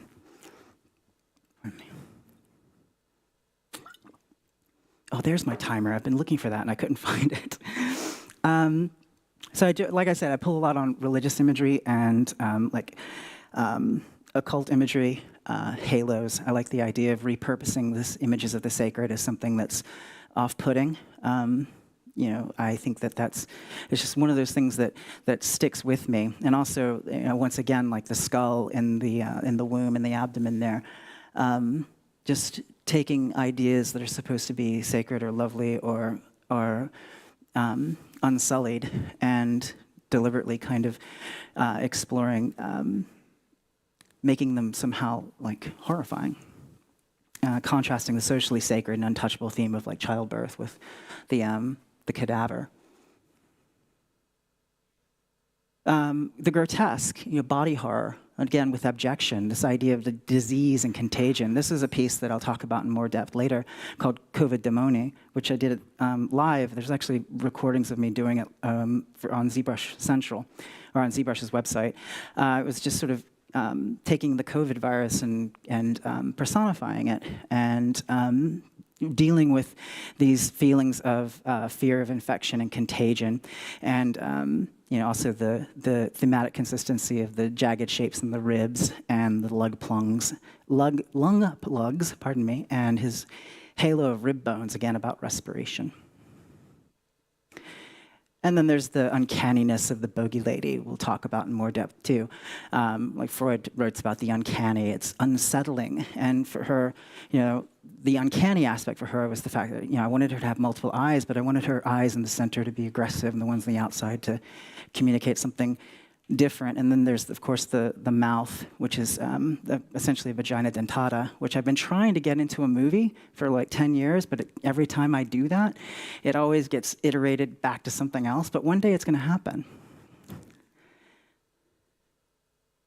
So the philosophy is in the back of my head, and then there's the design language. It's like the ideas we develop through the philosophical relationship to the monster we use in visual art and as a language to bring them into being. So using shape and form to communicate malicious intent, aggressive shapes and silhouettes, and rooting the monstrous in a biological reality so it can be more convincing. You know, I can't stress enough how important it is to go back to your graphic design basics. When I was in school, I had graphic design classes, and I hated them. I was like, why do I need to design a typeface? Why do I need to do these, you know, Itten variations of color swatches? Why do I need to do like blocks that overlap and change value? And then it wasn't until quite far into my career that I realized that all of that, all design is graphic design, everything. Because you're trying to create something iconic. You're making a logo. If it's a gun, if it's a robot, if it's a logo, if it's anything, you're trying to create an iconic shape that gets stuck in someone's head and communicates a specific idea. So to do that, I always encourage, like in my classes, my students and people in my crew, to be thinking, like, know exactly what your shapes are. What are your basic shapes that you're doing at all times, and have a justification for them, or find that. That should be your process. So like with this alien, the synesthesiac, I just break him down. And somewhere in the back of my head, I'm always thinking, well, he's these two ovoid forms and these two trapezoid forms. And so fundamentally, I'm trying to keep some consistency with what my base shapes are, those graphic shapes. And then, of course, there's the silhouette in the center here. The design silhouette is the first read. So you want that to be interesting. And then subjugated to that are the basic forms, your volumes when you're sculpting or painting, making sure that they wedge together and they create a sense of there being form and structure that is underlying the skin, that it's not just ideas that you've thrown on there and they're just hanging on the page or they're hanging on the sculpture. And they don't have that fundamental underlying formal integrity, where you get that if you know exactly how the wedge of the zygomatic arch and zygomatic bone wedges into the cranium, wedges into the mandible and the maxilla. So all of that try and make sure that there's some substance to that.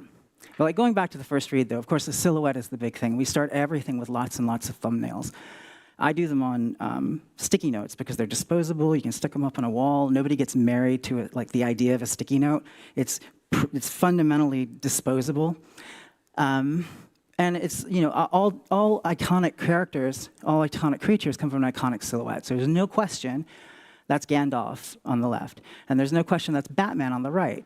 And obviously Justin Bieber is in the middle. So it's like we recognize these things, not because, but not necessarily because of repetition. They are iconic. We see them and they stick in the head, and they are mental contagion by design. When the first design meeting on The Hobbit, we had to design 13 dwarves that you could distinguish on screen at one time. So that's why they have the ridiculous hair and beards. Like, you had to make their silhouettes really, really specific.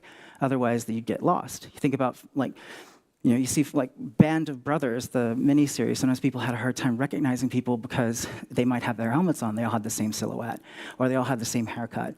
So it can be easy to lose a sense of clarity. And I'll use that like on the Razor Blade Angel here. I'm deliberately thinking about the silhouette, making sure that the key elements are framed, like the heart in the center and the halo, and then the blades of the wings. That it's all planned. I'm always thinking about that and making sure that I'm not getting bad tangents, that if it doesn't read in black and white, if I can't look at it in black and white and I can't look at it in a thumbnail and recognize that it works, then it doesn't work. So then I'll just readdress it. And I find it really important to be thinking about what I'm trying to communicate, in this case, that malicious intent, do not touch. Those strong radiating lines with the sharp edges, the kicks going up on the, I don't have a pointer here, but the kicks going out on the halo. That's all just visual language to say do not touch, which is funny. I was reading, my mouth is very dry today, talking a lot. Pardon me. I was reading an article about toxic waste, which lasts for millennia, and how to communicate to a culture that may have no connection to ours a million years from now. Don't dig up this site. And part of it was, you know, a government study that was saying what shapes are going to be cross-cultural that'll say this is dangerous. Like, how do you say this is, don't dig here, not look at this field of spiny pyramids, this is a sacred site. So it was like trying to dig down into what the fundamental primal brain reaction is to certain shapes. I don't know that we found that, but I did find that interesting. And of course, also I'm always thinking about tangents in the silhouette. So where, you know, here when I'm composing the image, I've got the 4 options there, and those tangents are places where the silhouette isn't clear. Like where the hands in the first one are tangled up. You don't look at that and immediately read the 4 arms. You can if you kind of unpick it, but that little nanosecond that slows you down inhibits the ability to connect to the image. In the second one, you've got the one arm that's up and the crook of the elbow, that communicates that's an arm, and the hand down here, but then that elbow sticking out is like a little, what is that? It takes you a moment. The third one is just awkward in all sorts of ways. And then the fourth one I felt read more clearly, and I use this as an example because you can read the 2 top hands, you read the crook of the elbow, so you can fill in the blanks of what that is. Not everything has to be spelled out, but you need to give the viewer enough information that they can put it together. And then, of course, the gesture, finding the gesture through the figure, finding these flow lines that are appealing or intimidating or, you know, I would say cute. I've never done a cute thing in my life. I envy people who can design something cute. I want to one day, but I've never accomplished it. Everything I ever do turns into a creature or turns into a monster. I worked on a children's show for a week. So,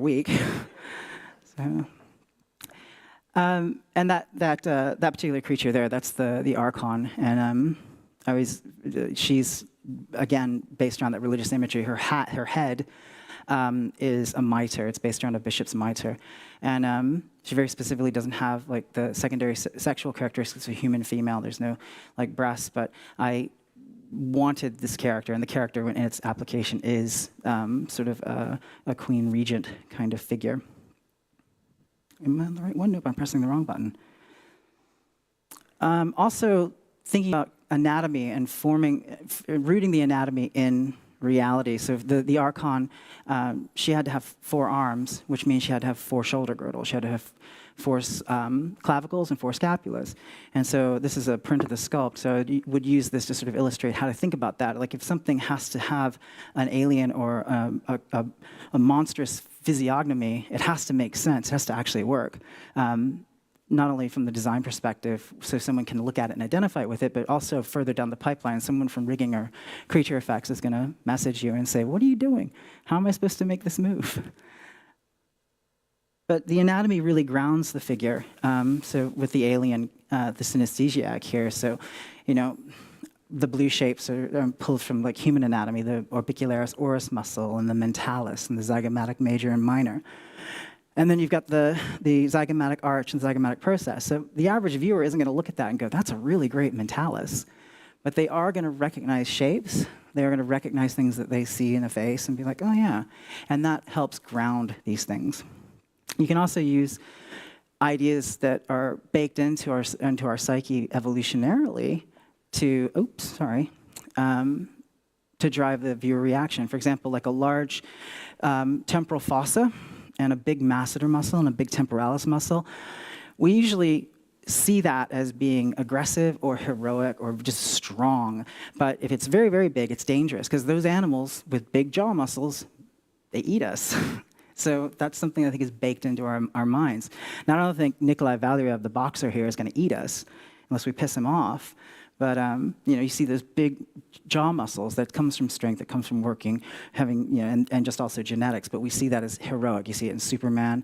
You see it in this orc here, just like giving him these big masseters and this big temporalis, just so and that, you know, heavy jaw, just so it feels like he's going to just eat or crush you or, you know, devour you, crunch on your bones.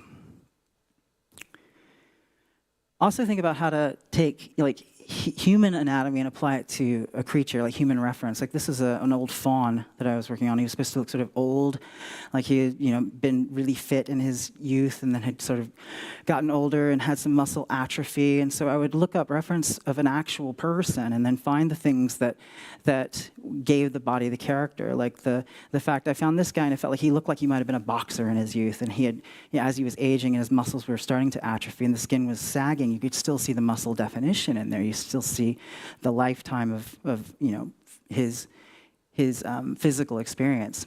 And so I would find those aspects and then try and bring that into the body that I'm sculpting. The face as well, like, you know, even though it's not a human face, I can still find elements in a human's face that I found appealing. Look for the things that I felt gave him character. Like I liked he felt really friendly.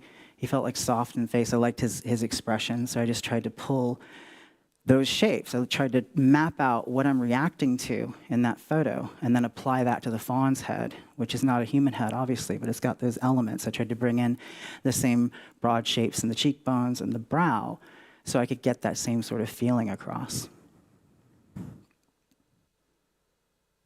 So we'll bring the pieces together with like a design journey. We'll just go through 3 examples here, and I'll just talk about some of the things that I was thinking about when I was doing them. We'll begin with this horseman of the apocalypse. So it's themes of apocalypse and death and decay and military and armor design, things like that. I just wanted it to feel skeletal. There's skeletal aspects that are built into the armor. And you know, just symbols. Like he's got the symbol of Saturn on his flag there, which is just a little touch because, you know, in the Western sort of astrological tradition, Saturn has always been seen as malefic, a really negative influence. There's a medieval author who said, Saturn spares not even the astrologers from his malevolence. So I just stuck that in there as a little touch. It felt right at the time. When I'm researching, I'll look through, like I said, in different, you look back in the past for influences. There's an Aubrey Beardsley bit of armor on the left there that I found really appealing. And I'm very lucky to live close to the Wacom collection, or the Wallace collection, which has an incredible armory room with this equestrian armor on the left and on the right. And then my sketchbook. I usually wouldn't show these. I started showing my sketches because my students were just not keeping sketchbooks, and I think they felt too precious about them. And when I was in school, we all had to keep a sketchbook, and we were graded on it. but you'd never look at somebody else's sketchbook. The culture at my school was that that was your thing. And we all joked that we'd have one I can draw drawing in it, and the rest of it was just crappy little drawings. But that's where I work out a lot of ideas. And I knew I wanted there to be this sort of spiky head, the starfish, or these radiating lines coming out of his head, and maybe draping some kind of stole around that, which didn't make it into the final image because of time constraints, but I really wanted it in there. Oh, we've got a 10-minute warning. All right. So right, and bringing it all together, I'm thinking about the silhouette again, the malicious intent, the sort of radiating, like almost like the head of a mace. I wanted those spines on there. He is a horseman of the apocalypse, so he kind of comes just to sort of harbor the harbinger of the end of time. So he's sort of designed to be this very terrifying, imposing figure. And the armor.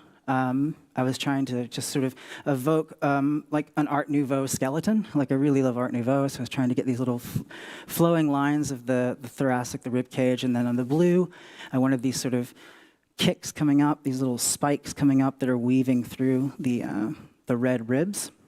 So, like I said, it's based in Art Nouveau and skeletal shapes. I always think skeletons look like Art Nouveau anyway. I call these like weaponized shapes. Anytime I try and take a shape and make it feel aggressive, like on a creature that needs to be, aggressive and fighting and dangerous. I always look for any sort of shape in the silhouette that I can weaponize. And it could just be making the break in the angle on an elbow sharp, or sharper than it needs to be. Just something so you look at it and it just feels spiny or spiky or sharp or dangerous. Its body says, do not touch. Its body says, I want to harm you.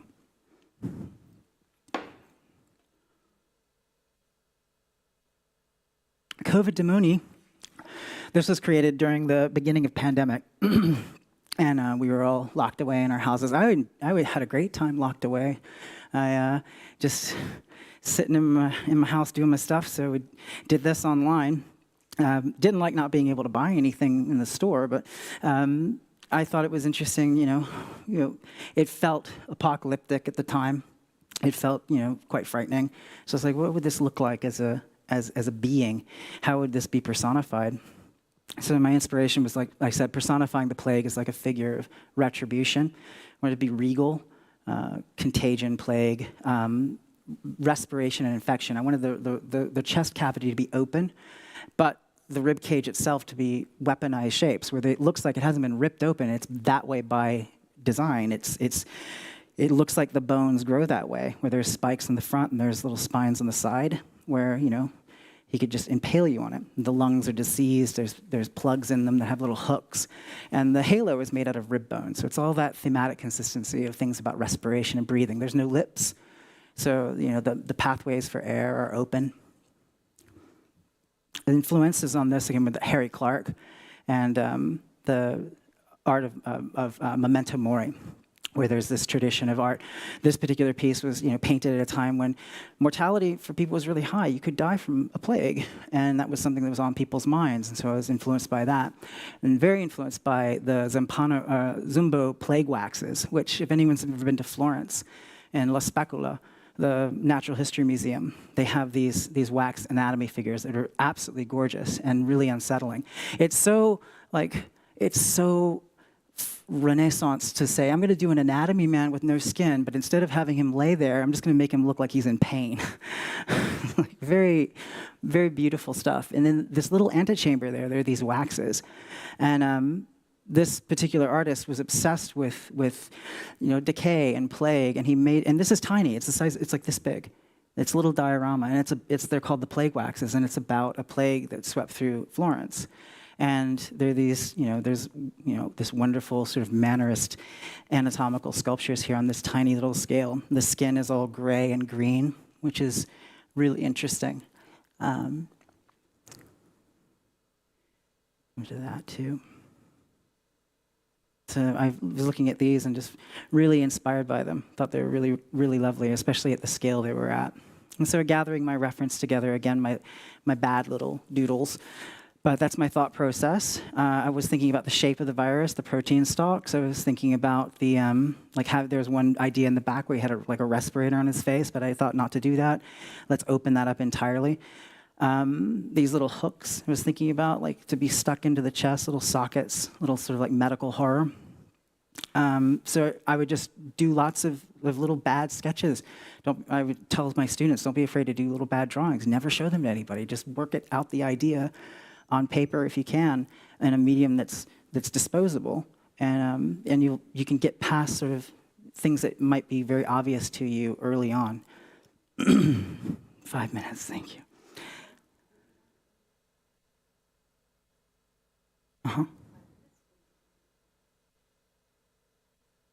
Oh, okay. I can slow down a little bit then. I feel like I'm going very fast. I'm sorry. Okay. All right, thanks. Thank you. Sorry. Okay. Whew. I'm like watching that. Damn it! Watching that timer. There we go. Sorry. Get back where I was. No, you're fine. There we go. So there you can see the rib bone halo more clearly, and the shapes in the ribs there.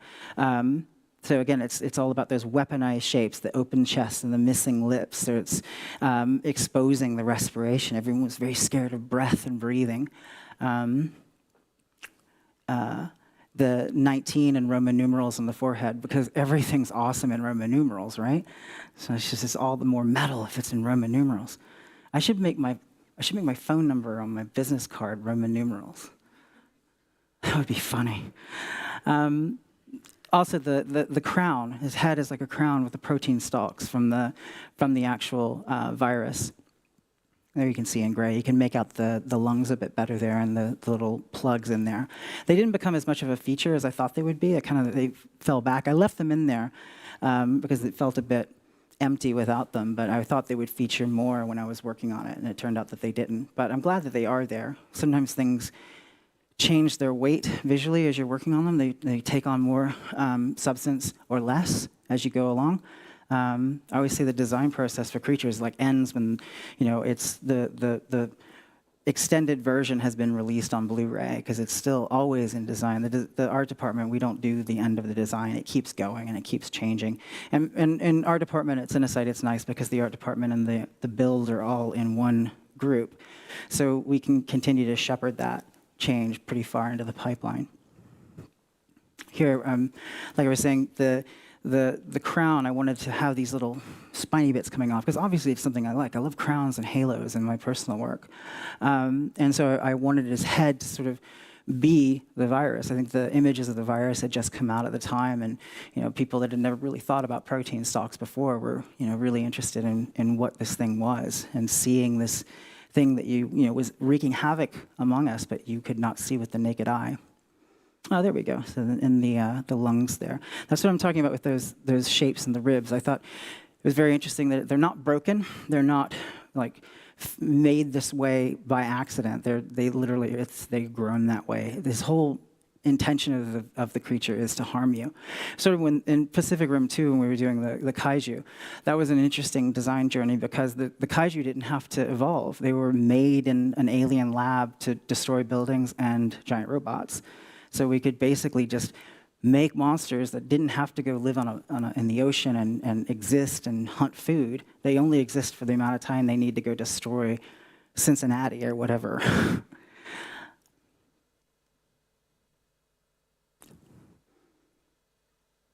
So again, this is the lung plugs.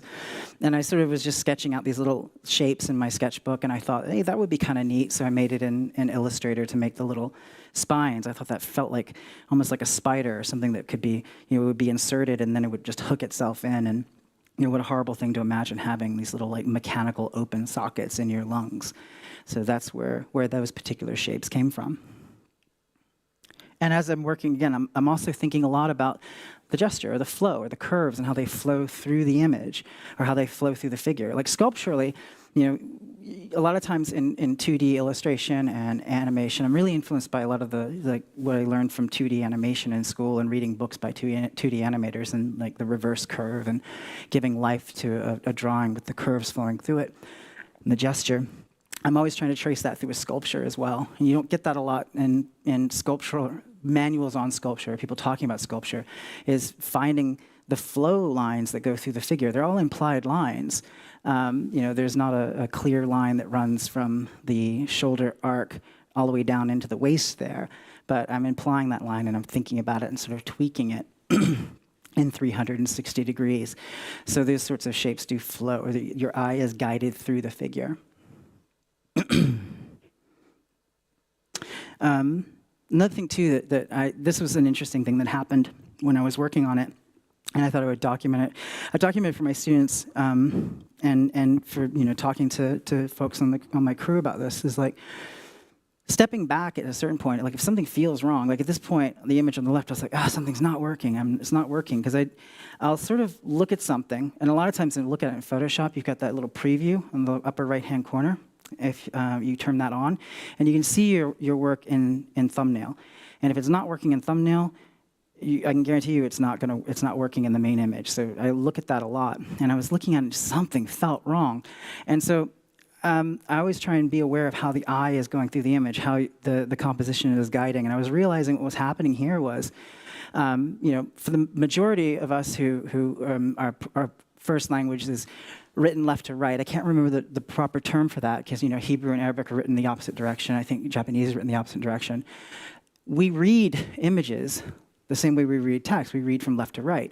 So like if I was going to do something that had a mutilated half of a face, I would put that on the far side of the face. So you see the normal side first, then the broken side, because people are going to be scanning left to right. So I realized scanning left to right, the eye was hitting the hand, and then falling down the elbow, going through the chest, and then kind of going out of the image plane on the other hand, and it was never getting to the head. And that's always a little bit subjective. Like, you can look at it and say, oh, no, I kind of see it a different way, but I try and just be really honest with myself reading the image and be like, that I think is the path it's taking. Flip it horizontally, which I should have been flipping it horizontally more often anyway, but I wasn't. Then it became clear, and it was like such a little epiphany moment for that one problem. I wanted to just sort of document it for later when I was talking about it, because reading left to right, you see the head first. That's the first read. And then the eye comes over to the hand and then falls down the arm to the chest. So you see the head, the statements in the head. You see the statement in the chest. The hand is just this nice Bernie Wrightson kind of thing. Bernie Wrightson hands are the best. You guys know Bernie Wrightson, the illustrator? Anybody? Oh, look him up. He's amazing. He did Swamp Thing. And he did the most incredible, twisted monster hands. He does the best zombies. He's incredible, an incredible illustrator. He was very much influenced by Ghastly Graham Ingalls, who was the first illustrator to do spit in people's mouths when they were screaming. He worked on EC Comics, Tales from the Crypt, Vault of Horror, Haunt of Fear in the 1950s. They were banned in America because they were bad for kids. Almost there. Bogey Lady. So the idea behind the Bogey Lady, she's the wife of the Bogeyman. So the Bogeyman has a wife, but she got tired of his nonsense and left, and she's gone off somewhere else. I thought the childhood fears are nonsensical. I think back on the things that scared me as a kid, things I was scared of. It was they were ridiculous. Or you go back and see movies that scared you. You're like, why was I scared of that? The end of Black Hole terrified me as a kid, and I watched it finally. I finally watched it as an adult, and I was like, why was I scared of that? So I was thinking about she would have these multiple elbows and multiple knee joints, and she'd just be this long-legged old woman in a ragged floral print dress who lives in your closet. Lives in your closet with her knuckling about. That's creepy as hell. I love that, and so just having a lot of fun with that, and trying to justify how those limbs would work and thinking how they could sort of collapse down upon themselves. So then she's got her open eyes on the outer side. She wanted to have these plaintive eyes. Almost done. I'll get it. Almost there. All right, so I wanted the outer eyes to be very open and happy, the inner eyes to be angry, so you can kind of get stuck in between. Oh, yeah, there's two things going on there, because I think she's not bad. She's not trying to hurt anybody. And she's got that, that long head that opens up, that, can just do all sorts of terrible damage. So there's the objection in it is, like I said, the elderly body. Her full body, she's like fully sculpted with all of her sagging and loose skin and her multiple joints and all of that. So it's things that not necessarily we should object, but culturally we are uncomfortable with. I'm not. I love her. I think she's beautiful as an idea. So that's it. Okay, sorry. I'm so sorry. Okay. Okay. Sorry. Okay, and that's it. Thank you. Last slide. Oh, no. Oh, sorry. It's okay. No, thank you. Thank you so much. Thank you. Thank you. Thanks, everybody. Hey, the mic's off. All right. No. I really could listen for hours. Yeah, thank you. So, but thank you. the next session is waiting, and I think we will have some questions. Do we? Okay. So I take the mic. When it's okay for you. Yeah, it's fine. It's fine. So I have a question regarding, if you have any experience with fashion monsters, if you're familiar with Alexander McQueen, British designer, we call it like beautiful darkness, or it's a sort in design, it's also as a character with makeup and hair with an itsy bitsy dark twist, because even if you look, even in horror films, it's always the female character seems to be more popular. Yeah. If you want to give Chucky, for example, Tiffany is the cool one. Yeah. So I just want to say that. Yeah, I love there's so much stuff going on in fashion. Like I love fashion drawings. I love fashion design drawings. I'm very influenced by Terry Mugler's work, and like I love what he did with insects. And I think that's a wonderful source of of inspiration. And I think that I've seen, I can't remember any names right now, but these really beautiful and androgynous people that are doing this alien look that's just gorgeous. It's awesome. And I look at it and it's like so amazing. So yeah, I'm not immersed in the culture, but I appreciate it. I see it, definitely. Thank you. Yes. Alessio. Yes, I keep it. Yeah. Thank you for presentation. Very interesting and inspiring.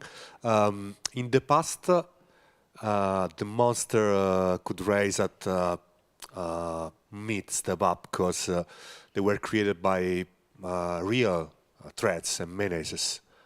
Think about Gojira by Japanese fear of the bomb. Yeah. What do you think will be a myth in the future? Which monster could be a myth in our future? Well, I think that we're probably going to see. I think there's a lot of anxiety around in the progression of industrial and digital culture, and I think we're going to see more of the HAL 9000, the malicious AI, the gray goo of nanotechnology, where nanotechnology goes wrong and just turns everything into nanotechnology. It's actually a theory of why we don't see aliens, is that there are alien probes that print life, but they fail and destroy everything that they come in contact with. So that's probably what's coming, this sort of malicious technological horror, because we live our lives increasingly in a technological sphere more so than ever before. So I think that's probably what's next. So the last question. Anyone? Oh, Eva. I keep it. Oh, sorry. You have a lot of monsters, which I love. What your monsters come from Earth, mostly, right? If your creature, for example, comes from space, what are the different design choices you make with an outer space creature than an Earth creature? I haven't had call to do many aliens, but I would think about the environment that it was, if it was coming from another planet, the environment that it was coming from, or if it was something that was in the void of space, which that would be really interesting. I would think about, something that's, I would probably deal with something on a massive scale, like I was saying with the Sublime, something that is so massive that it's overwhelming and terrifying. Like there's the Arthur C. Clarke, I think, Rendezvous at Rama, where there's a ship, there's an empty ship that they find in space, and its scale is so absolutely horrifying. It's a monster. Like it terrifies me when I'm reading that book. It's like, that's scary. So I think the scale of space. But yeah, Event Horizon's a great haunted house movie in space, by the way. It's good. Yeah. Yeah, this is a good one. Yeah. Event Horizon. Yeah. Yeah. Cool. So, Maddie, Thank you very, very much. It was really horrible, inspiring. Oh, thank you. Thanks, everybody. Thank you. Sorry, I ran so long. Thank you. Do you stay a few minutes more here, Yeah. so that people can ask you if there are still questions? Yeah. Absolutely. Yeah. Our next be out of the way. session will be in another part of the location, and therefore, before that, I would like to thank all of the viewers online, because the stream will now stop. The next session will just be on site here in Düsseldorf. And you will experience, or you will learn with UEFI how to protect the rights, the digital rights for your digital artwork. And so it's really, really interesting, for not only for artists. And yeah, so I only have to say thank you for joining us. Thank you for joining us online. And yeah, that was for the internet audience. That was Connected Inc. 2022. And yeah, applause, of course.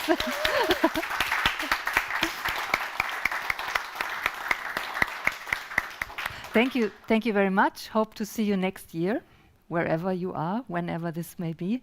And we will see each other in about, I think, 10 minutes. Is it okay, Avinav? Avinav and Joss are the session keepers. So, okay, see you in 10 minutes. Thank you.